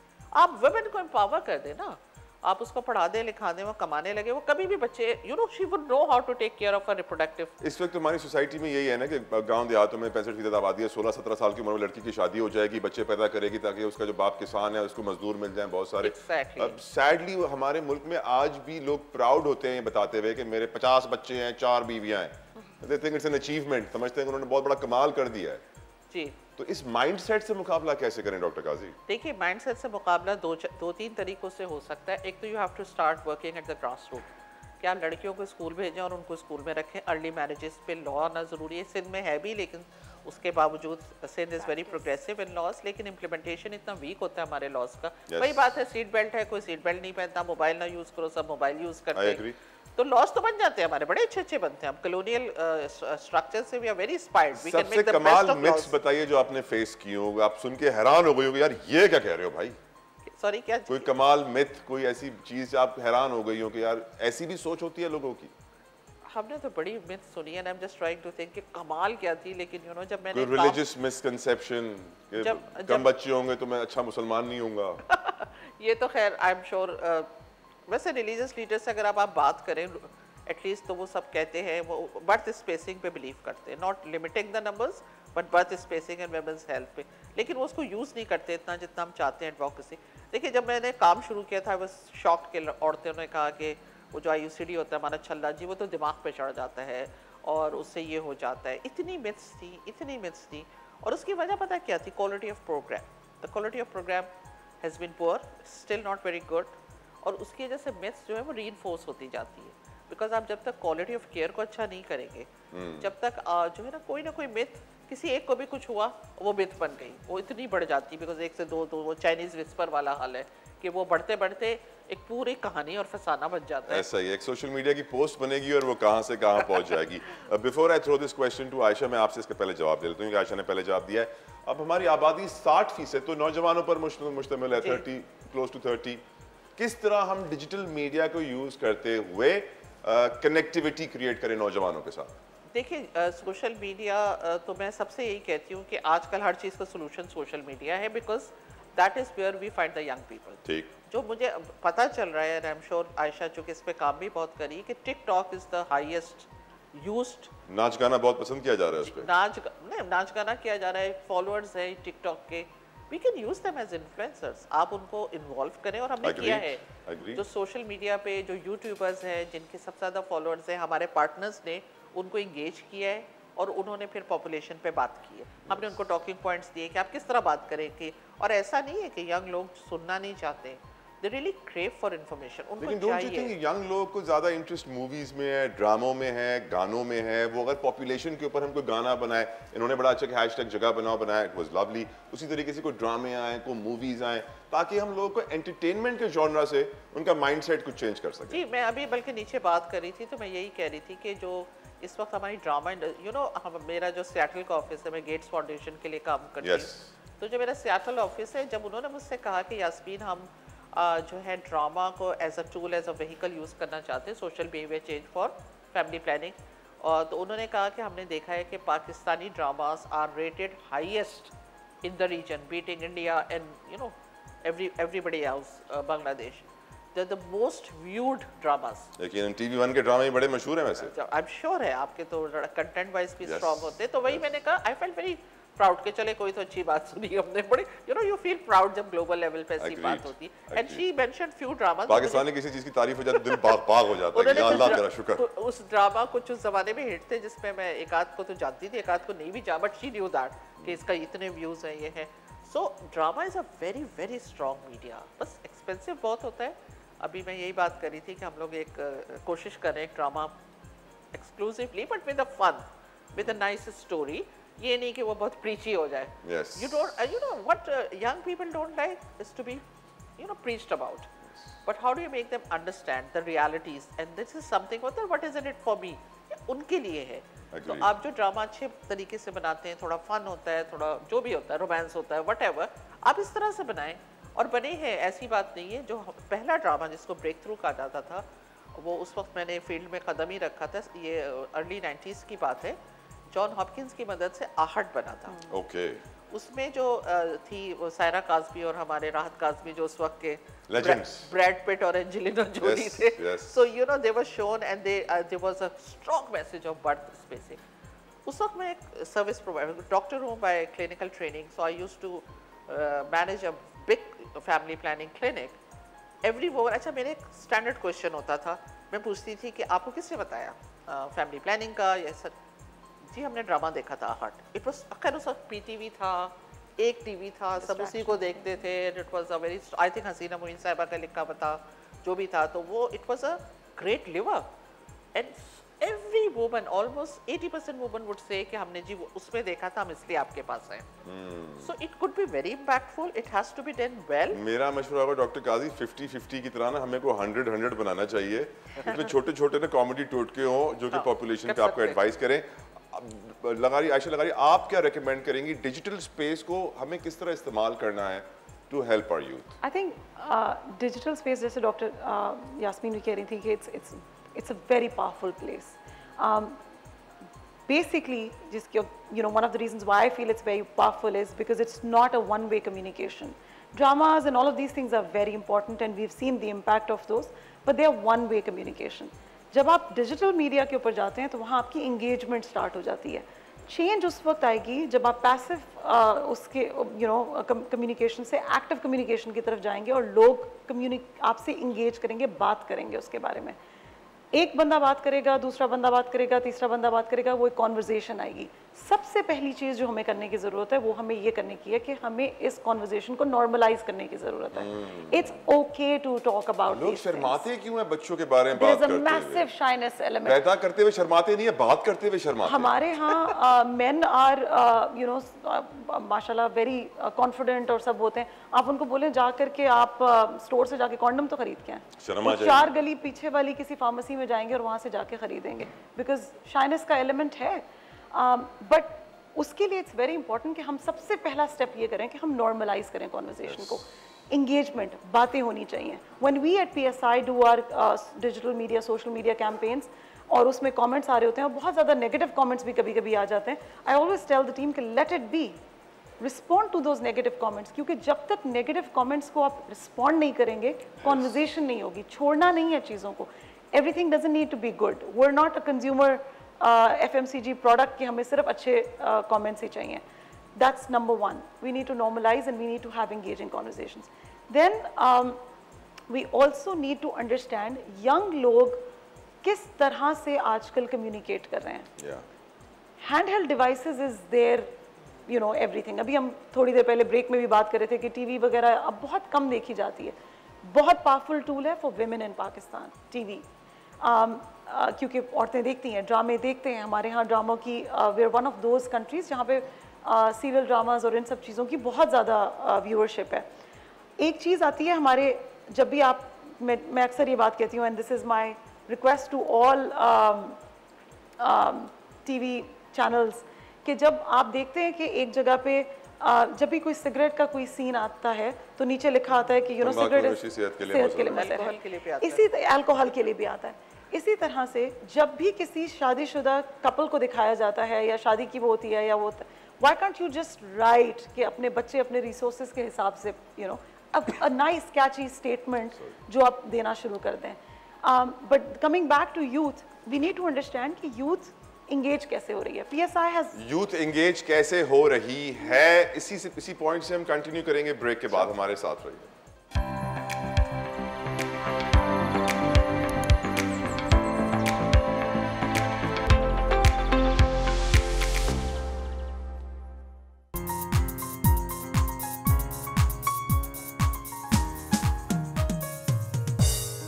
Welcome back to morning star population day special. और यकीनन बात कर रहे थे ब्रेक में जाने से पहले आबादी के हवाले से, और आयशा लगारी हमें बता रही थी कि हम किस तरीके से यूथ को एंगेज करेंगे डिजिटल प्लेटफॉर्म से, डिजिटल सोशल मीडिया पे। Ayesha continue. So I was sharing कि हमने एक यूथ को एंगेज करने के लिए, and more so specifically main को एंगेज करने के लिए एक बहुत recently chatbot, conversational chatbot develop किया है। यस। विच इज़ उसकी रीज़न बेसिकली ये थी कि जैसे हम अभी बात कर रहे थे, हमने रिसर्च की थी, वी फाउंड आउट कि people are very shy about talking about this topic, या वो चाहते हैं कि जब वो इस टॉपिक के ऊपर बात कर रहे हो तो वो अनोनिमस मीन्स के थ्रू बात कर सकें। आपने कंप्यूटर चैटबॉट क्रिएट कर दिया है, व्हाट्सएप के ऊपर है जो डिस्कशन करेगा, और वो कोई इंसान नहीं है, वो कंप्यूटर है। तो जो लोग किसी को अपनी प्राइवेट बातें बताते हुए शर्माते हैं, उनको नहीं शर्माना चाहिए। वो कंप्यूटर से बातें कर रहे हैं जो उन्हें नेचुरल जवाब देगा, और किसी इंसान को मालूम नहीं पड़ेगा उनकी प्राइवेट लाइफ के बारे में। Exactly. So basically what that chatbot does is कि हमने रिपोजिटरी बहुत सारी इंफॉर्मेशन की वहाँ पे बना लिया। वो कॉन्वर्जेशनल, आपको कॉन्वर्जेशनल लगेगा, बट बेसिकली वो ये करे कि अक्सर लोग कहते हैं कि जी गूगल भी जाके किया जा सकता है ये सवाल, बट हमें एक जगह पे सारी कंसाइज इंफॉर्मेशन, सारी ऑथेंटिक इंफॉर्मेशन एक जगह पे रख दी गई है। How can people access it? And I'll just get to that. And it's also very easy to understand. क्योंकि अक्सर मेडिकल टर्मिनोलॉजीज नहीं समझ में आती है लेमैन को। ये बहुत आसान कॉन्वर्जेशनल लैंग्वेज में आपके लिए पुट टुगेदर की गई है, जो आपको एक फ्लो, जैसे जैसे आपके सवाल दिमाग में आएंगे वैसे वैसे ही सवाल इसके अंदर आते जाएंगे। And you know that's how you can navigate it. So there is it's a WhatsApp number. I think आपकी screen पे probably they're going to put it up. They can put it up. And or they can put it up, and उसका एक QR code भी है. And through that you can use, all you need to do is उस WhatsApp number पे जाना Message करना है, हाय लिखे, और वहाँ से वो आपकी जर्नी खुद ही आपके साथ स्टार्ट कर देगा। वाओ, इस वक्त कितने लोग उसको यूज कर रहे होंगे? अभी इस वक्त हमारे पास 45,000 के करीब लोग हैं जो उसको यूज़ कर रहे हैं। इंटरेस्टिंग फैक्ट उसमें ये है कि ये यंग लोग हैं ज़्यादातर। इंटेंशनल नहीं था, हमने तो हर किसी के लिए रखा है, it can be anyone who wants to use it, but younger people are using it, unmarried people are seeking information. So जिस तरह से डॉक्टर यास्मीन अभी कह रही थी कि ऐसा नहीं है कि लोगों को इन्फॉर्मेशन चाहिए नहीं, इन्फॉर्मेशन चाहिए, इन्फॉर्मेशन मिलने की सही जगहें लोगों को नहीं पता है। और सबसे बड़ा एस्पेक्ट इस चैटबॉट की, इट्स कॉल्ड विया, इसकी जो सक्सेस के पीछे मैं देखती हूँ, there is no level of judgment because it's not a human interaction. It is you're talking to a computer, it is conversational, लगता ऐसे है कि आप किसी से बात कर रहे हैं, but it gives you all the information, और कोई level of judgment नहीं है, anonymous है। यकीनन it's a great initiative Population Services International का। इनफैक्ट कोई भी शख्स जो इस वक्त हमारा प्रोग्राम देख रहा है वो इस चैट बॉक्स के जरिए अपनी रहनुमाई हासिल कर सकता है। आबादी के लिहाज से कितने बच्चे पैदा करने हैं। डॉक्टर काजी, हम तो, हमारे तो बड़ी पुरानी लाइन है, बड़ी मशहूर लाइन है, बड़ी हिट भी थी, चाबी भी सबको याद रहती है, लेकिन अब आप इस प्रोग्राम से डॉक्टर आयशा के साथ गुफ्तगू करने के बाद मुझे लग रहा है मर्द जो है ना, वो कसूरवार है या जिम्मेदार है, या कोई, मैं नहीं कोई नेगेटिव वर्ड यूज करना चाह रहा, मैं खुद भी मर्द हूँ, लेकिन काफी जो है ना वो कल्प्रिट, गिल्टी फीलिंग मुझे आ रही है अंदर के अंदर कि हमारे जो मर्द हैं वो सही काम नहीं कर रहे हैं। अब क्या करना है पॉपुलेशन को कंट्रोल करने के लिए डॉक्टर काजी? एक तो है अवेयरनेस, लिटरेसी, इंसेंटिवाइज, किस तरह करें? क्योंकि पाकिस्तान में तो चलें PSI एक इंटरनेशनल इदारा है, आप भी बहुत सारे इंटरनेशनल इदारों के लिए काम कर रही हैं, इंटरनेशनल इदारे बहुत काम कर रहे हैं, लोकल इदारे काम नहीं कर रहे हैं। अच्छा, दो तीन चीज़ें। एक तो मैं आपको कहूँ तला कि पॉपुलेशन कंट्रोल का वर्ड आप बार बार यूज़ कर रहे हैं, हमारे ऑब्सोलीट हो गया, मना हो गया, बिकॉज कंट्रोल कोर्जन को रिप्लिकेट करता है। Okay, but it's a terminology जो हर कोई करता है, मिनिस्टर भी आके करते हैं, लेकिन चूंकि आप बड़े एजुकेटेड हैं और अवेयर हैं, तो मैंने कहा मैं आपको बता दूँ जो हमारी लेटेस्ट ग्लोबल कमिटमेंट्स हैं, जो अब आपसे पहले भी बात हो रही थी कि डंडा क्यों नहीं मार सकते, तो कंट्रोल का लफ्ज़ हम नहीं यूज़ करते, फैमिली प्लानिंग है, पॉपुलेशन स्टेबलाइजेशन है, कुछ भी आप उसको मैनेजमेंट है कह दें। तो उसमें जो है वो आपने जहाँ मर्द की बात की, yes we are a patriarchal society, कि हमारे यहाँ मर्द जो होता है वो डिसीजन मेकर होता है, लेकिन ऐसा नहीं है कि मर्द जो डिसीजन मेकर है तो वो कोई हमेशा डंडा ही लिए बैठा होगा। अवेयरनेस की कमी है ना, बिकॉज इंटर स्पाउसल कम्युनिकेशन की कमी है, एक औरत क्या चाह रही है उसकी बात नहीं हो रही। और मैंने जो है कम्युनिटी में जाके देखा है कि जो एक सोशल हमने प्रेशर्स दिए हुए औरत को, तुम्हें तो बेटा करना है, बेटा नहीं होगा तो बच्चे तो होंगे। Yes. अच्छा, ये जो सोशल नॉर्म्स हैं ये सिर्फ मर्द का नहीं है, ये जो उसकी सास भी कहेगी, ये उसने के उसने भी ये प्रेशर फील किया था। अब वो क्या है, वो अगर मर्द कहेगा भी भाई ये बहुत बच्चे हो गए, अब मेरे जेब इजाज़त नहीं देती, वो कहेगी नहीं नहीं अब कैसे हो सकता है अगर बेटा ना हो। तो मैंने ये भी देखा है कि एट प्लेसेस जहाँ पे मर्द समझ रहा है कि बस ठीक है भाई, लेकिन औरत जो है वो इस प्रेशर में है कि एक नहीं मुझे 2 बच्चे बेटे पैदा करने। सो आई थिंक ये जो हमारे सोशल नॉर्म्स हैं ना, जो बहुत ज़्यादा टिल्टेड टुवर्ड्स मैन है, आप सही कह रहे हैं, थोड़ा गिल्टी आप सही फील कर रहे हैं, तो वो जो है, बट ऐसा नहीं है कि एक जो हमारी यंगर जनरेशन है, जो एजुकेटेड है, जो अवेयर है, वो इन बातों को समझती है, जेंडर को भी समझती है, डिस्क्रिमिनेशन को भी समझती है। जाहिर है रूरल एरियाज़ में ज़रा कम नज़र आता है, लेकिन वही again TV, media, social media ने बड़ा रोल प्ले किया है। तो आप जो हैं वो मर्दों को इंगेज करें, और मतलब जो इंटर स्पाउसल कम्युनिकेशन है, यानी मियाँ बीवी को एक दूसरे से, जो जैसे आयशा कह रही थी, बात करना तो शुरू करें। जब आप बात करेंगे तो आप बेहतर फैसला करेंगे ना। Sadly, don't you think कि हमारे यहाँ वो नीयत का फुकदान है, पॉलिसी नहीं है। फॉर एग्जांपल कि अगर आप पॉलिसी बना देंगे जिसका एक बच्चा होगा, उसको टैक्स में इतनी छूट होगी, इतने बेनिफिट्स मिलेंगे, तो लोग एक ही बच्चा पैदा करेंगे, स्कूल में फीस कम होगी, हॉस्पिटल में बिल कम होगा। अगर आप इसी तरह की प्लानिंग करें कि आप प्री मैरिटल कंसेंट लोगों को शादी से पहले जाके बताएं नौजवानों को कि देखिए ये आपके लिए ज़रूरी है, मुल्क के माशी हालात ऐसे हैं, हम शायद करना नहीं चाहते डॉक्टर काजी। नहीं, प्री मैरिज काउंसलिंग तो CCI की रिकमेंडेशन थी, और बिकॉज ये ईरान का मॉडल है, और ईरान का जो 78 CPR है, उसकी एक बहुत बड़ी वजह वो प्री मैरिज काउंसलिंग कहते हैं। वहाँ मैंडेटरी है, निकाह ख्वाह पे फाइन हो जाएगा अगर काउंसलिंग नहीं हुई और उसने निकाह पढ़ा दिया। और वो सिर्फ फैमिली प्लानिंग उसका बहुत बड़ा पार्ट है, लेकिन सब है, थैलेसीमिया है, जितने जेनेटिक डिसऑर्डर्स हैं जो कि अगर मियाँ बीवी शादी कर रहे हो बच्चों पे इम्पैक्ट कर सकता है, उसकी स्क्रीनिंग के बारे में है। सो उसमें बहुत सारी चीज़ें हैं, और लाइफ स्किल्स भी है कुछ, but the major thrust was कि फैमिली प्लानिंग, कि आपको पता होना चाहिए कि स्मॉल फैमिली के आपको क्या फ़ायदा हो गया। अगर आप स्मॉल से मेरा मतलब है व्हाटएवर नंबर जो वो लोग अफोर्ड कर सकते हैं। तो प्री मैरिज काउंसलिंग आ गया है, लेकिन उस पर भी इतना ज़्यादा वो है, झिझक है कि किस तरह करें। कुछ एक आध सूबे ने उसको पायलट भी कर दिया है, कुछ सूबे अभी सोच ही रहे हैं कि कैसे शादी से पहले लड़का लड़की से बात करें। लड़का लड़की खुद 10 बातें कर रहे हैं, लेकिन हम लोग झिझक रहे हैं। एक जो हमारे यहाँ शाइनेस है, मुझे याद है मैंने जब 90s में फर्स्ट यूथ सर्वे किया था, तो उसमें ज़ाहिर है बड़े ओपन क्वेश्चन थे। Doctor Qazi, this is your last minute तो अपने क्लोजिंग जी जी, तो वो मैं बता रही थी कि सबने कहा था ये कभी भी नहीं होगा। पता ये चला कि लड़कियां तक बलूचिस्तान के छोटे से इलाके में जो है ना सेक्सुअल एक्टिविटी और इन सब चीज़ों पे बात कर सकती है। ये हमारी झिझक होती है, हम समझते हैं बात नहीं कर सकते। somebody has to start the communication, चाहे वो पॉलिसी मेकर्स है, चाहे वो रियल हमारे जो क्लाइंट्स हैं पोटेंशियल, चाहे वो यंग पीपल हैं। The communication is the key for behavior change. Agreed. You're right. Communication is the key, और communication के लिए of course Population Services International ने जो chat box बनाया है उसका नंबर इस वक्त आपकी स्क्रीन पे आ रहा है। आप इस नंबर पे राब्ता कर सकते हैं, सिर्फ सलाम या हाय का मैसेज दे दीजिए, और फिर ये एक रोबोट है आर्टिफिशियल इंटेलिजेंस के जरिए आपके सवालों के जवाब देगा, which is a great initiative by PSI. Please use it. Aisha, your closing remarks.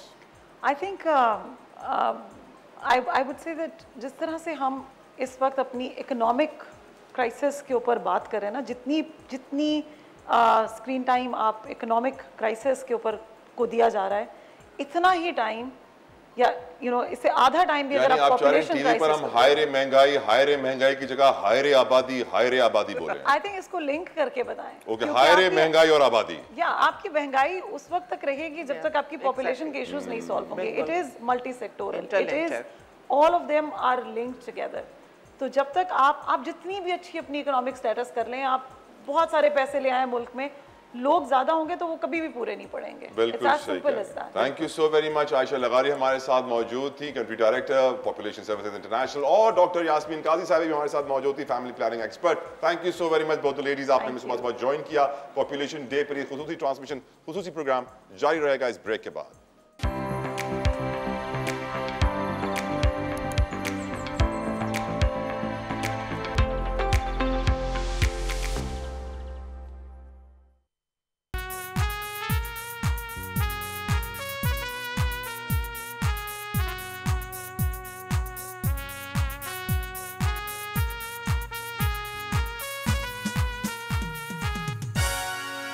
Welcome back to morning star population day special. और इस म्यूजिक रिदम को सुनने के बाद हमें मालूम होना चाहिए कि हम पॉपुलेशन के हवाले से अपने मकसद से बहुत दूर हैं। हम दो हमारे दो बच्चे दो ही अच्छे को हमने हम दो हमारे 100 समझा और यक के बाद दीगरे बच्चे पैदा करते गए बिना सोचे समझे कि क्या हम उन्हें अफोर्ड कर सकते हैं, क्या हमारे पास इतने रिसोर्सेज हैं हमारे मुल्क में कि हम उनकी तालीम, सेहत, घर, नौकरी और तमाम तर सहूलियात उन्हें फराम कर सकते हैं। बाज़ औक़ात लोग एहसास नहीं करते बच्चे पैदा करते हुए कि वो अपने मुल्क को कितना नुकसान पहुंचा रहे हैं, हमारी नेशनल पॉलिसी को, हमारे नेशनल एजेंडाज को, हमारी नेशनल सिक्योरिटी को इससे कितनी थ्रेट हो रही है, क्योंकि हमने अपनी पॉपुलेशन को, अपनी लेबर फोर्स को एसेट नहीं बनाया, लायबिलिटी बनाया। क्योंकि जो पढ़े लिखे लोग थे वो बाहर चले गए, उनको बाहर नौकरियां मिली क्योंकि माशी हालात ऐसे हैं, और जो पढ़े लिखे ज़्यादा नहीं थे वो यहीं फंसे रह गए। इस वक्त हमारे साथ स्टूडियो में हमें ज्वाइन किया है प्रोफेसर डॉक्टर जुबैदा मसूद साहिबा ने, who is a consultant gynaecologist. Thank you so very much doctor Zubaida, आपने अपना कीमती वक्त हमारे शो के लिए निकाला। मेरा पहला सवाल आपसे ये है, जिस तरह कि मैंने भी कहा कि हमारा मैसेज कुछ और था, लोग समझे कुछ और, अवेयरनेस का जो बड़ा फुकदान है जिसकी वजह से लोग कहते हैं कि नीयतें साफ नहीं है। अगर नीयतें साफ होती तो शायद अवेयरनेस की सिचुएशन इतनी बुरी ना होती जितनी आज है। यू बीइंग अ गायनेकोलॉजिस्ट, आपके पास बहुत सारे पेशेंट्स आती हैं, खवातीन आती हैं जो बच्चा एक्सपेक्ट कर रही होती हैं, जिनकी डिलीवरीज होनी होती हैं, क्या आप उनसे अवेयरनेस क्रिएट करती हैं और आपको कितने मुश्किलात का सामना करना पड़ता है इस सिचुएशन में? थैंक यू वेरी मच तला कि आपने आज वर्ल्ड पॉपुलेशन डे पे इतना अहम मौजू चुना और इस पे बात करने के लिए मुझे मौका दिया। यहाँ मुझे ये एतराफ़ करने में कोई मुश्किल महसूस नहीं हो रही कि हम गायनेकोलॉजिस्ट, बीइंग गायनेकोलॉजिस्ट, जो हमारा असल काम है कि हम अवेयरनेस क्रिएट करें पॉपुलेशन के लिए कि फैमिली प्लानिंग की कितनी ज़रूरत है। हम शायद उसमें उतने कामयाब नहीं है, ये कहें कि नाकाम हैं तो ज़्यादा बेहतर होगा, क्योंकि वर्ल्ड में अब हम 5वीं थिकेस्ट पॉपुलेशन है और इसमें हमारा रोल भी है गायनेकोलॉजिस्ट का कि हम वो अवेयरनेस क्रिएट करने में कामयाब नहीं हैं जो कि हमारी ख़वातीन में, और ख़ास तौर पे जो डिसीशन मेकर है फैमिली का, चाहे वो सास हैं या शौहर है, उनको बिठा के बात हम उस तरह नहीं शायद कर पा रहे हैं या उनके मिथ्स दूर नहीं कर पा रहे हैं, जिसकी वजह से ये गैप आ रहा है और पॉपुलेशन जो है वो बढ़ती चली जा रही है। ये देखे बग़ैर कि क्या हम एक सेहतमंद माशरे को जन्म दे रहे हैं या सिर्फ बच्चे पैदा कर रहे हैं। लिटरेसी का बहुत बड़ा रोल है इसमें डॉक्टर साहिबा, लिटरेसी रेट, शरह ख्वानदगी। सैडली हम अपने लोगों को इतना एजुकेट नहीं कर पाए जितना हमें करना चाहिए था। आज तक हम पढ़ा लिखा उसको बोलते हैं जो अपना नाम अंग्रेजी में लिख सके और अपना साइन वगैरह कर सके, यही हमारा मयार है पढ़े लिखे इंसान का। तो सैडली हम पढ़े लिखे होकर भी बहुत जाहिल हैं, इसलिए शायद पढ़े लिखे जाहिल हमारे यहाँ टर्म बहुत कॉमनली यूज भी की जाती है। आप इतने सारे पेशेंट से मिलती हैं, जब आप उन्हें समझाने की कोशिश करती हैं तो आपको क्या रिएक्शन मिलता है? कोई ऐसा रिएक्शन मिला हो जो आप हमारे व्यूअर्स के साथ इस वक्त शेयर करना चाहें, लोग सुन के हैरान हो जाएं कि भाई ऐसा भी होता है? जी हाँ, बिल्कुल ऐसा भी होता है कि बहुत सारी चीज़ें जो अब, एक तो चीज़ होती है सिर्फ आपकी रोज़ाना में कोई भी नुकसान पहुंचने वाला, एक होता है ज़िंदगी और मौत का मसला। हम गायनेकोलॉजिस्ट बाज़ औक़ात इस मसले से दो चार हो जाते हैं कि हमें लग रहा होता है इस मरीज़ की ज़िंदगी को शदीद ख़तरा है, अगर ये नेक्स्ट टाइम प्रेग्नेंट होगी तो ये जान से जाएगी, और हम उसके शौहर को या उसकी फैमिली को काउंसिल करने की कोशिश कर रहे होते हैं कि प्लीज़ आप दस्तखत कर दीजिए ताकि हम इसके बच्चे बंद कर सकें और नेक्स्ट टाइम ये प्रेग्नेंट होकर अपनी जान से हाथ ना धो ले। ऐसी कई दफ़ा सिचुएशन आती है और आप हैरान रह जाएंगे कि वो फिर भी साइन नहीं करते, और वो औरत अगली दफ़ा तो आती नहीं, शायद मर चुकी होती है, और या फिर मरती भी हमारे पास पहुंचती है, जिसकी जान बचाना इंतहाई मुश्किल हो जाता है। और इसमें उन्हें कोई आड़ नहीं होता कि वो साफ कह देते हैं नहीं हमें साइन नहीं करने, आपको जो करना है आप कर लें, ये मरती है तो मर जाए, इसमें कोई मसला नहीं है। मेरे पास भी बड़े इंटरेस्टिंग फैक्ट्स हैं, जिस तरह आपने बात कही। खैबर पख्तूनख्वा में सालाना 1700 औरतें इसी तरह मर जाती हैं डिलीवरी के दौरान। पंजाब में तकरीबन 6000 औरतें इसी तरह मर जाती हैं डिलीवरी के दौरान। बलूचिस्तान में तकरीबन 3000 औरतें सालाना मरती हैं डिलीवरी के दौरान। लेकिन हमें बच्चा ज़्यादा प्यारा होता है, बीवी ज़्यादा प्यारी नहीं होती, जो कि एक लम्हा फिक्रिया है, इज़ ए क्वेश्चन मार्क कि हम किस डायरेक्शन में जा रहे हैं। इस दफ़ा जो वर्ल्ड पॉपुलेशन डे है उसकी थीम भी जेंडर इक्वालिटी है। किस तरीके से हम वुमेन एम्पावरमेंट के जरिए औरतों को खुद मुख्तार करें, उनमें अवेयरनेस क्रिएट करें, उनको इजाज़त दें, उनके फैसले से बच्चा पैदा करें, ना कि सिर्फ मर्द अपनी चलाए। यकीनन ये वो इशूज़ हैं जो हम डिस्कस कर रहे हैं। रास्ता क्या है, वे फॉरवर्ड क्या है, सोल्यूशंस क्या हैं, जानेंगे डॉक्टर जुबैदा से इस ब्रेक के बाद।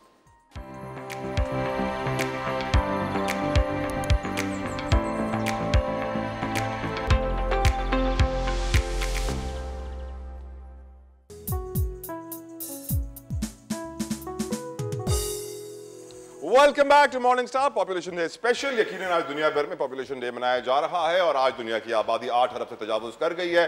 पेट बढ़ते जा रहे हैं, मुंह बढ़ते जा रहे हैं, लेकिन उस हिसाब से खुराक नहीं बढ़ रही, साफ पानी नहीं बढ़ रहा, तालीम के मौके नहीं बढ़ रहे हैं, हॉस्पिटल्स नहीं बढ़ रहे हैं, नौकरियों के मौके, बहुत कुछ बढ़ना चाहिए पॉपुलेशन के बढ़ने के साथ साथ। लेकिन अगर ये सारी चीजें ना बढ़ रही हो तो कम से कम पॉपुलेशन की बढ़ने की स्पीड को तो रोकिए।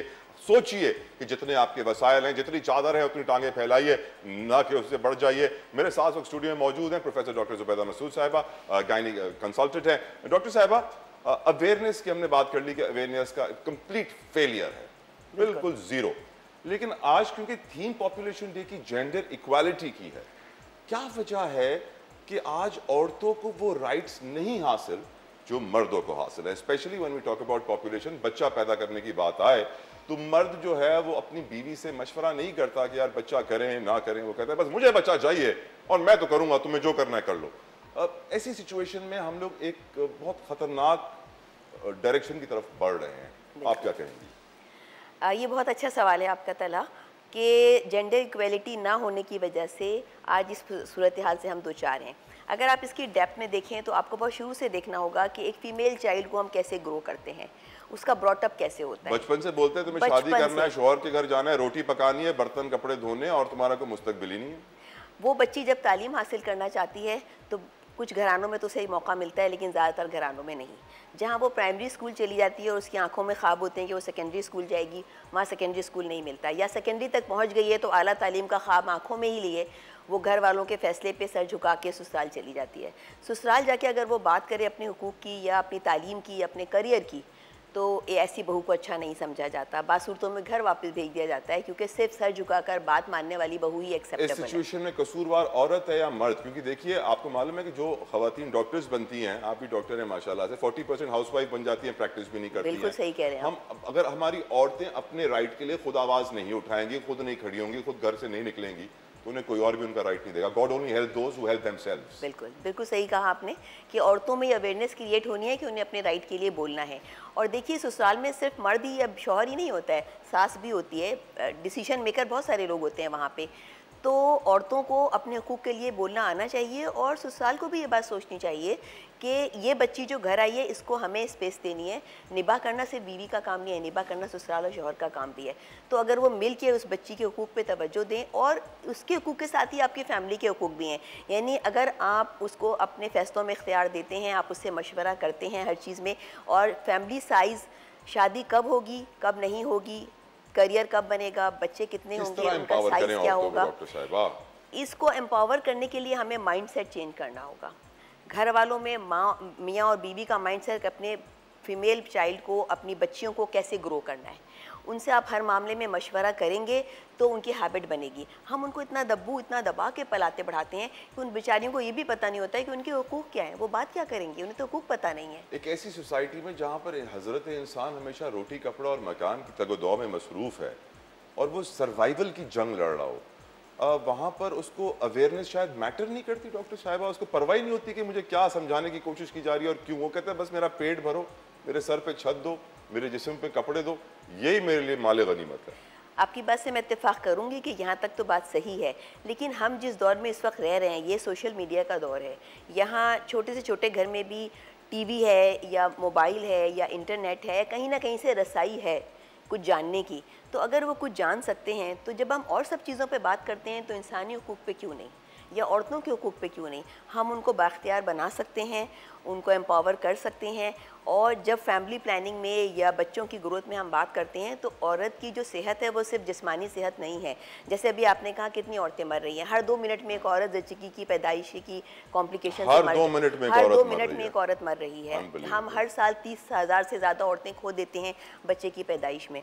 तो ये वक्फा सिर्फ जिस्मानी सेहत का वक्फा नहीं है, जहनी सेहत, सोशल सेहत, फाइनेंशियल सेहत, तो ये सारी सेहत तो मर्द को भी मुतासिर करती है। लेकिन हम एक ऐसी सोसाइटी में होते डॉक्टर साहिबा जहाँ मर्द ज़्यादा होते और औरतें कम होती, तो मैं समझ में आता कि भाई क्वांटिटी में ज़्यादा है, औरतों पे हावी हो गए, लेकिन औरतें मर्द हमारे यहाँ बराबर हैं, शायद औरतों की आबादी ज़्यादा है, ज़्यादा होती जा रही है। तो आप अपनी आधी आबादी को उज़्वे मुअत्तल बना के नहीं रख सकते, और जब तक हम उसे एम्पावर नहीं करेंगे हम एक सेहतमंद मुआशरा तश्कील नहीं दे सकते, और हम इन्हीं प्रॉब्लम्स का शिकार रहेंगे जिसमें कि हम एम्पावर यानी माँ बाप करेंगे, परवरिश से होगी वो, पहले परवरिश से होगी और उसके बाद ससुराल वालों को भी ये बात समझनी होगी कि आने वाली खातून एक जीता जागता इंसान है, सिर्फ एक काम करने वाला रोबोट नहीं है जिसकी जिम्मेदारी सिर्फ आपका हुक्म मानना और घर देखना और बच्चे देखना है। वो एक पूरा इंसान है, जीता जागता इंसान है, उसकी भी जज्बात हैं, उसकी भी ख्वाहिशात हैं। और जिस तरह आप अपनी बेटी के लिए सोचते हैं, अगर आप वैसे ही अपनी बहू के लिए भी सोचें और अपनी ख़वातीन के लिए, सबके लिए सोचें, तो माशरा सेहतमंद हो सकता है। अगर आप इस वक्त तमाम ख़वातीन से कोई अपील करना चाहें, कुछ उन्हें ऐसा पैगाम देना चाहें कि ये आपके लिए करना बहुत ज़रूरी है, तो क्या देंगी डॉक्टर साहिबा? सबसे पहला पैगाम ये होगा कि अपने आप को एजुकेट कीजिए, तालीम हासिल कीजिए। और ज़रूरी नहीं कि अगर आपके घर वाले आपको स्कूल या कॉलेज नहीं भेज रहे हैं तो आप तालीम हासिल नहीं कर सकती। सिर्फ डिग्री तालीम का नाम नहीं है, आप तालीम घर बैठे भी हासिल कर सकती हैं। आप तालीम ज़रूर हासिल कीजिए, अपने हकूक़ की बात करना सीखिए। उसके लिए रिजिड होने की ज़रूरत नहीं है, उसके लिए काउंसलिंग की ज़रूरत है कि आपको लोगों से बात करनी आती हो, अपना हकूक़ बताने आती हो। अभी भी बहुत सारी पढ़ी लिखी फैमिलीज़ में ख़वातीन के लिए वाला जुमला बहुत आराम से बोल जाता है, नहीं नहीं ये बातें खातून के सामने करने की नहीं है, इनसे क्या आप बात करनी, इनको छोड़ो, ये तो औरतें, ये मर्दों के करने की बात है। ये मुझे समझ नहीं आता ये कौन सी बात होती है जिसे मर्दों के करने की होती है, जबकि दुनिया आधे मर्द और आधी औरत मिल के जी रहे हैं। तो यहाँ पे ख़वातीन को अपने लिए ख़ुद अपने हुकूक़ की जंग लड़नी होगी। फ़ैसले का इख्तियार भी उन्हें लेना होगा कि जब फैमिली प्लानिंग होती है तो उन्हें 2 बच्चों में जो दरमियानी वक्फ़ा चाहिए। देखिए ये कपल का बुनियादी हक़ है कि वो अपना फैमिली साइज़ खुद चूज़ करे, इसमें मुझे गायनेकोलॉजिस्ट को या किसी और को कुछ बोलने का हक़ नहीं है। लेकिन जब उसने फैमिली साइज़ चूज़ कर लिया है तो 2 बच्चों का दरमियानी वक्फ़ा, यहाँ पर मेरा हक़ है कि मैं उसे बोलूँ कि आपकी ज़हनी, जिस्मानी, सोशल और फाइनेंशियल हेल्थ के लिए ज़रूरी है कि आप वक्फ़ा लें। लेकिन मुल्क के हालात भी देखना बहुत ज़रूरी है डॉक्टर साहिबा। हमारी इकनॉमिक कंडीशन, हमारी रिसोर्सेज, हमारे पास पानी कितना है, खाना कितना है, कपड़ा कितना है, घर कितने हैं, नौकरियाँ कितनी है, हॉस्पिटल कितने हैं, स्कूल कितने हैं, ये सब कुछ देखते हुए डिसाइड करना चाहिए ना कि मेरी फैमिली की साइज क्या होनी चाहिए, ना कि मेरी ख्वाहिश क्या है। आपकी बात बिल्कुल दुरुस्त है। मैं क्रिकेट खेलना चाहता हूँ तो मैं क्रिकेट टीम पैदा कर लूँ। नहीं नहीं, आप जो कह रहे हैं, जो हालात आप मुल्क के बता रहे हैं, ज़्यादातर घरानों के हालात यही हैं। तो अपने घराने के हालात देख के ही आप फैसला करेंगे कि आपके घराने में क्या। लेकिन कमाल बात देखिए ना डॉक्टर साहब, देखिए आपने बिल्कुल सही कहा, लेकिन डिस्ट्रीब्यूशन ऑफ वेल्थ, ज़र की तकसीम हमारे मुल्क में बहुत फासला रखती है। रईस तर होता जा रहा है, गरीब गरीब तर होता जा रहा है। ऐसे में देखा यह जा रहा है कि जो गरीब है उसके बच्चे ज्यादा हैं और जो रईस है उसके बच्चे कम हैं। ये एक अजीब फिनोमेना है। ये एक माइंडसेट है कि हमारी जो लो सोशो इकोनॉमिक पॉपुलेशन है वो बच्चों को ही अपनी दौलत करार देती है और उनका ख्याल ये है कि उनके पास जितने ज़्यादा बच्चे होंगे उतने ही वो दौलतमंद है, इसलिए कि हर बच्चा अपने हिस्से का काम खुद करेगा, ज़्यादा पैसे कमा के लाएगा तो घर ज़्यादा खुशहाल होगा। जबकि ये थिंकिंग गलत है। अगर उनको डेप्थ में जाके समझाया जाए कि अगर आपने 6 बच्चे पैदा किए हो, 6 के 6 किसी दुकान पे काम कर रहे हैं, वो सिर्फ इतने से पैसे लेकर रोज़ाना घर आते हैं, खुद भी परेशान है और आप भी परेशान है, उसके मुकाबले में अगर आप 2 या 3 बच्चे पैदा करें और उन्हें पढ़ाएं लिखाएं और वो ज़्यादा पैसे लेके घर आएँ तो आप ज़्यादा खुशहाल होंगे। तो ये हमें माइंड सेट चेंज करने की ज़रूरत है कि उन्हें समझाया जाए कि बच्चों की क्वान्टिटी इंपॉर्टेंट नहीं है, उनकी क्वालिटी इंपॉर्टेंट है। बिल्कुल आप सही कह रही हैं डॉक्टर साहिबा, एंड आई कंप्लीटली एग्री। जितने कम बच्चे होंगे आप उनको उतना ज़्यादा प्रोवाइड कर सकेंगे, उनकी तरबियत उतनी अच्छी करेंगे, उनको वक्त उतना ज़्यादा मिलेगा, उनको रिसोर्सेज उतनी ज़्यादा मिलेंगी। ये हमारे मुल्क के मुस्तकबिल के लिए बहुत ज़रूरी है। एक ब्रेक लेते हैं, ब्रेक के बाद हम बात करेंगे सिर्फ हल की। करना आपको और मुझे क्या है, अब कब तक इंतजार करेंगे कि हुकूमत कुछ करे, पॉलिसी बने, इम्प्लीमेंटेशन हो? हम सबको अपना अपना पार्ट प्ले करना होगा आबादी को कंट्रोल करने में। कैसे? ब्रेक के बाद जानिए।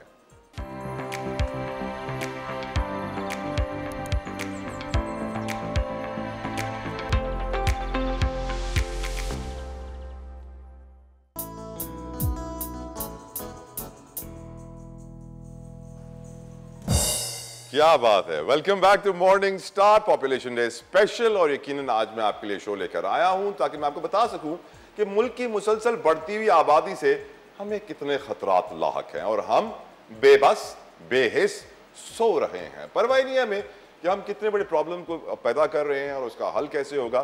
फॉर एग्जाम्पल, आपकी समझ के लिए मैं कुछ मिसालें पेश करना चाहूँगा।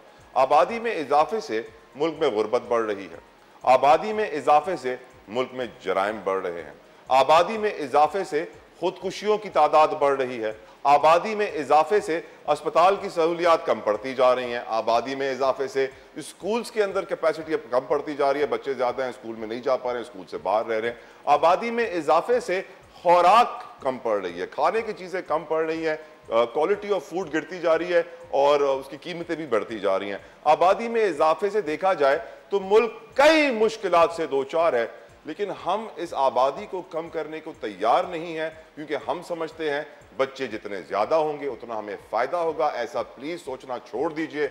आज के प्रोग्राम का मकसद आपके माइंडसेट को चेंज करना है, अवेयरनेस क्रिएट करना है।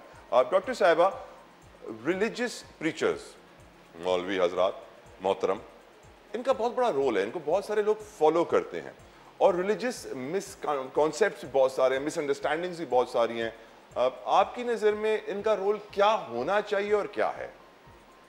इनका रोल सबसे ज़्यादा अहम है, क्योंकि ये वो लोग हैं जिन्हें मुझ समेत हम सब बहुत एहतराम की नज़र से देखते हैं। और जो प्रॉब्लम आ रही है वो ये है कि जिस तरह हर शोबे में है कि कुछ लोगों को अपने शोबे से मुतालिक मुकम्मल मालूमात हैं और कुछ को नहीं है, यानी सारे डॉक्टर एक जैसे नहीं हैं। कुछ बहुत आला तालीम याफ्ता डॉक्टर हैं, कुछ ऐसे ही हैं। कुछ ऐसी ही कैटेगरी मौलवी हजरात की भी है कि कुछ हैं जिन्हें दीन की मुकम्मल मालूमात हैं और सही मालूमात हैं, और कुछ हैं जिन्हें शायद इतनी नहीं है। लेकिन जो फॉलोअर हैं वो इस बात को नहीं समझ पाते और वो हर एक की हर बात को आंख बंद करके तस्लीम करते हैं। यहाँ पे भी सवाल आता है अवेयरनेस का कि आप किसी एक बात को ना माने, यानी मैं भी अगर आपसे कोई बात कह रही हूँ तो आप सेकंड ओपिनियन लेके उसे कंफर्म कर सकते हैं, किसी दूसरे डॉक्टर से बात कर सकते हैं। इसी तरह अगर आप कोई मौलवी साहब कोई बात बता रहे हैं और आप समझते हैं कि शायद इसमें कुछ गुंजाइश है, मैं कहीं और से कुछ और पता कर सकता हूँ या कर सकती हूँ, तो करना चाहिए। और मौलवी हजरात को भी अपनी नॉलेज दीन के हिसाब से बेहतर कर लेनी चाहिए, ताकि हमारे माशरे में जो मिथ्स फैल रहे हैं इस हवाले से वो ना फैलें। सबसे मज़ेदार मिथ कौन सी आपने सुनी? देखिए, जो मेरी फील्ड के हवाले से है वो ये है कि अगर हम कॉन्ट्रासेप्शन यूज़ करेंगे तो बांझ हो जाएंगे। अच्छा। या अगर बच्चे बंद करा लिए तो हमारी सेहत को शदीद और बुरी ख़तरात लाहक हो जाएंगे, या हमें खुदा न खास्ता काफिर हो जाएंगे, या इस्लाम के दायरे से खारिज हो जाएंगे। जो बहुत कुछ इस किस्म की बातें जो लोग करते हैं, ज़रूरी नहीं कि दुरुस्त हों, तो हर एक की अपने फ़िक़े के हिसाब से है। लेकिन इसमें हमारे मौलवी हज़रात का रोल है कि वो लोगों में ये अवेयरनेस क्रिएट कर सकते हैं कि ऐसा नहीं है। ऐसा करके हम अपनी पॉपुलेशन को सिर्फ बढ़ा रहे हैं, कोई फ़ायदा नहीं कर रहे अपने लोगों का। कितने पेशेंट्स आपके पास ऐसे आते हैं डॉक्टर साहब जो कहते हैं हम अब बच्चा पैदा नहीं करना चाहते और हमारी सर्जरी कर दीजिए? ऐसे लोग बहुत कम हैं, लेकिन हैं।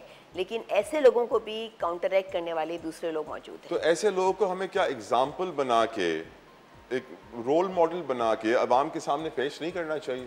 बिल्कुल, आपकी बात दुरुस्त है, हमें बिल्कुल पेश करना चाहिए और लोगों को बताना चाहिए कि देखिए इन्होंने ये डिसीजन लिया, इनको कुछ नहीं हुआ, आपको भी कुछ नहीं होगा, आप डरिए नहीं। लोग डरते हैं, ख़ास तौर पे फैमिली प्लानिंग से बहुत डरते हैं कि हम मोटे हो जाएंगे, हम बांझ हो जाएंगे, हमारी सेहत ख़राब हो जाएगी, ये मेथड हमें नकारा कर देगा और फिर हमें आइंदा बच्चे नहीं होंगे, तो हम हरगिज़ इस्तेमाल नहीं करेंगे। तो क्या हज़रत इंसान ये समझता है कि उसका सबसे अफजल और अच्छा काम बच्चे पैदा करना है? हमारे माशरे में कम से कम ऐसे ही है। क्या ये बात मतलब शॉकिंग नहीं है, मज़हका खेज नहीं है, ह्यूमरस नहीं है कि इंसान के पास इतने सारे काम है दुनिया में करने को, लेकिन बच्चा पैदा करना, स्पेशली पाकिस्तान में एक नेशनल स्पोर्ट सा बन गया है। हॉकी चली गई है पीछे, बच्चा पैदा करना आगे आ गया है। बिल्कुल सही कह रहे हैं आप, ऐसे ही है। और इसमें एक मसला ये भी है कि चलिए अच्छा एक बच्चा आ गया, दो बच्चा आ गया आपकी, या तीन बच्चे आ गया, आपकी फैमिली कंप्लीट हो गई, अब तो आप स्टॉप लगाइए। वो उसके बाद भी स्टॉप नहीं लगाते हैं, मेथड से डरते हैं और फिर अनवांटेड प्रेगनेंसी के साथ हमारे पास आते हैं और फिर रिक्वेस्ट करते हैं कि इसको आप ख़त्म कर दीजिए। यहाँ पे वो किसी मौलवी का फतवा नहीं लाते कि इस्लाम में ऐसा करना मना है या हराम है। यहाँ पे वो बड़े मज़े से कहते हैं बस अब आप इसे ख़त्म कर दीजिए, इसमें चाहे औरत की जान को ख़तरा है या नहीं, उन्हें से कोई फ़र्क नहीं पड़ता। तो मेरा उनसे रिक्वेस्ट ये है कि आप प्लीज़ फैमिली प्लानिंग, आपके प्रोग्राम के तवस्सुत से मैं ये पैगाम देना चाहूँगी कि फैमिली प्लानिंग मेथड्स को अंडर एस्टिमेट ना कीजिए। ये अच्छे मेथड्स हैं, ये रिवर्सिबल मेथड्स हैं, इनको अप्लाई कीजिए, इन पे अमल कीजिए, आपको फ़ायदा होगा, नुकसान नहीं होगा। अच्छा ये बताइए, बहुत ज़रूरी है आपसे ये पूछना कि हमारी सोसाइटी में अब हमें किस डायरेक्शन में जाना चाहिए, हमें किस तरह लोगों को समझाना होगा, क्योंकि काउंटरसेप्टिव से तो हम सब शर्माते हैं।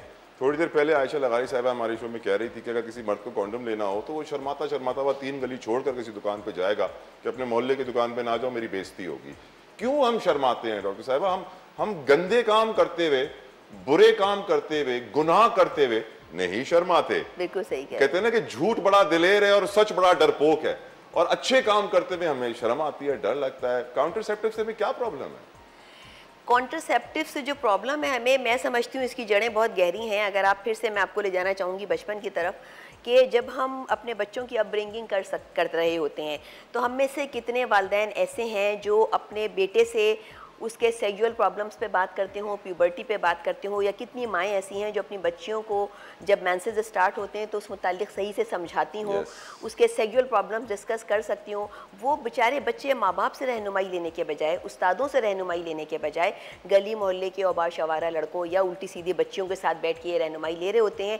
उससे इनमें फिज़िकल प्रॉब्लम भी आते हैं, मेंटल प्रॉब्लम भी आते हैं, और ये एक ऐसे होल में बंद हो जाते हैं कि ये आइंदा के लिए न सिर्फ कॉन्ट्रासेप्शन बल्कि सेक्स पे बात करते हुए, जो कि अगर हलाल सेक्स है उस पर बात करते हुए घबराते हैं, कॉन्ट्रासेप्शन पे बात करते हुए घबराते हैं, कॉन्डम पे बात करते हुए घबराते हैं। Matter of the fact is doctor साहिबा, आप जब भी बातें कर रही हैं ना, तो हमारे स्टूडियो के अंदर भी ऐसे लोग मौजूद हैं जिनके ना मुंह पे एक मुस्कुराहट सी आ जाती है, ये क्या बातें हो रही हैं। हम लोग हम वो कौम है कि जो कोई अपने दिमाग का इलाज कराने के लिए साइकेट्रिस्ट के पास जाता था, ओ दिमाग के डॉक्टर के पास जा रहा है, अगला पागल हो गया है जी। सैडली हम अपने टैबू से, अपनी मिथ से निकल ही नहीं पाए हैं, हम अपने खौल से बाहर निकल ही नहीं पाए हैं। हमने एक अजीब से दिमाग में इमेज बना लिया है कि ये हमारी जिंदगी है, इस तरह हमें जीना है। सेक्स की बात की तो आपने को गलत बात कर दी है, बच्चों के अंदर ये अवेयरनेस क्रिएट नहीं करनी है, प्यूबर्टी को डिस्कस नहीं करना है। ये सारी वो इश्यूज हैं जो मेरी नज़र में पॉपुलेशन से कनेक्टेड है, और क्योंकि हमने इनको इग्नोर कर दिया है, इन्हीं की वजह से ऐसा हो रहा है कि माँ बाप बच्चों से बात नहीं कर रहे, उस्ताद बच्चों से बात नहीं कर रहे। फिर ये बच्चे जब इनमें अवेयरनेस नहीं आ रही है तो ये जब अपनी फैमिली बनाने जाते हैं तो ये भी ऐसी एक फैमिली बनाते हैं जैसी इनकी पहले थी, और ये बात आगे बढ़ती चली जाती है और हम किसी भी तरह इस होल से निकल नहीं पा रहे हैं। एक विशेष सर्किल है जिसमें हम घुस गए। तो सबसे पहले हम माँ बाप को इसे तोड़ना होगा, हम अपने बच्चों को अवेयरनेस देनी होगी, बच्चे आगे अपनी फैमिली को अवेयरनेस। लेकिन एक बात है ना कि वो कहते हैं ना, लातों के भूत बातों से नहीं मानते, और लात सिर्फ लगेगी तब जब हुकूमत की तरफ से स्ट्रिक्ट पॉलिसीज बनाई जाएंगी, बैन्स होंगे, चाइल्ड मैरिजेस पे बैन होगा, यार जवानी में आप 16-17 में शादी ना कराएं, थोड़ा 18-19 तालीम तो मुकम्मल करने दें उनको, साथ साथ पॉलिसीज के कितने बच्चे होने चाहिए, 1 बच्चा 2 बच्चा, फिर बैन लगा देंगे। इससे ऊपर जिसने बच्चा पैदा किया उस पर जुर्माने होंगे, उसको इनकम टैक्स की सजा होगी, जिसने इस पॉलिसी को फॉलो किया उसको ये इंसेंटिव्स मिलेंगे। जैसे चाइना में था, बिल्कुल जिस तरह चाइना में था। मेरी नजर में जब तक हुकूमत ये नहीं करेगी, हमें लात नहीं पड़ेगी, हम बातों से मानने वाले अब नहीं है। आपकी बात सही है, हम में से ज़्यादातर लोग ऐसी हैं, लेकिन हुकूमत अपनी जगह अपना काम करे, और हमारा काम यह है कि हम लोगों में अवेयरनेस क्रिएट करें कि वो बच्चों की तालीम, कम उम्री की शादी को रिजेक्ट करना, और शादी के बाद ख़वातीन को एम्पावर करना और फैसलों में शरीक करने के काबिल बनाएं। और तालीम इसमें सबसे बुनियादी जुज़ू है, और उसको माने बगैर, या सबसे पहले वालिदैन की तालीम, फिर बच्चों की तालीम, राइट, और फिर शौहर और बीवी के ताल्लुकात के वो एक दूसरे को कितना सपोर्ट करते हैं, ये बहुत ज़रूरी है हमारे। Thank you so very much professor doctor Zubaida Masood साहिबा, कंसल्टेंट गायनेकोलॉजिस्ट, आपने अपना कीमती वक्त निकाला, हमारे शो पर आई। वर्ल्ड पॉपुलेशन डे पर हमारा ये स्पेशल प्रोग्राम जारी है। एक छोटा सा ब्रेक के बाद आकर प्रोग्राम को कंक्लूड करेंगे, हमारे साथ रहिए।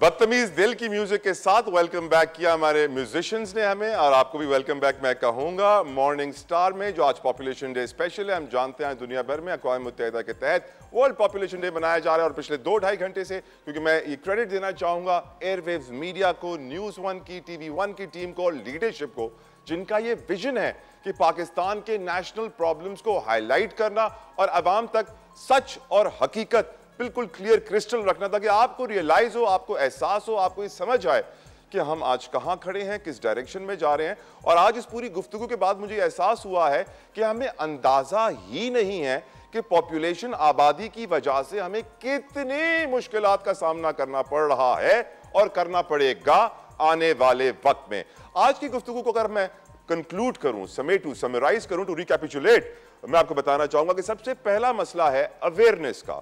हमें एक इंटीग्रेटेड अवेयरनेस कैंपेन चलानी है जिसके अंदर सारे सरकारी इदारे हों, जिनके अंदर एजुकेशन डिपार्टमेंट हो, एग्रीकल्चर हो, हेल्थ हो, वेलफेयर हो, प्लानिंग एंड स्ट्रेटजी हो, जो कि इस बात पर जोर दे।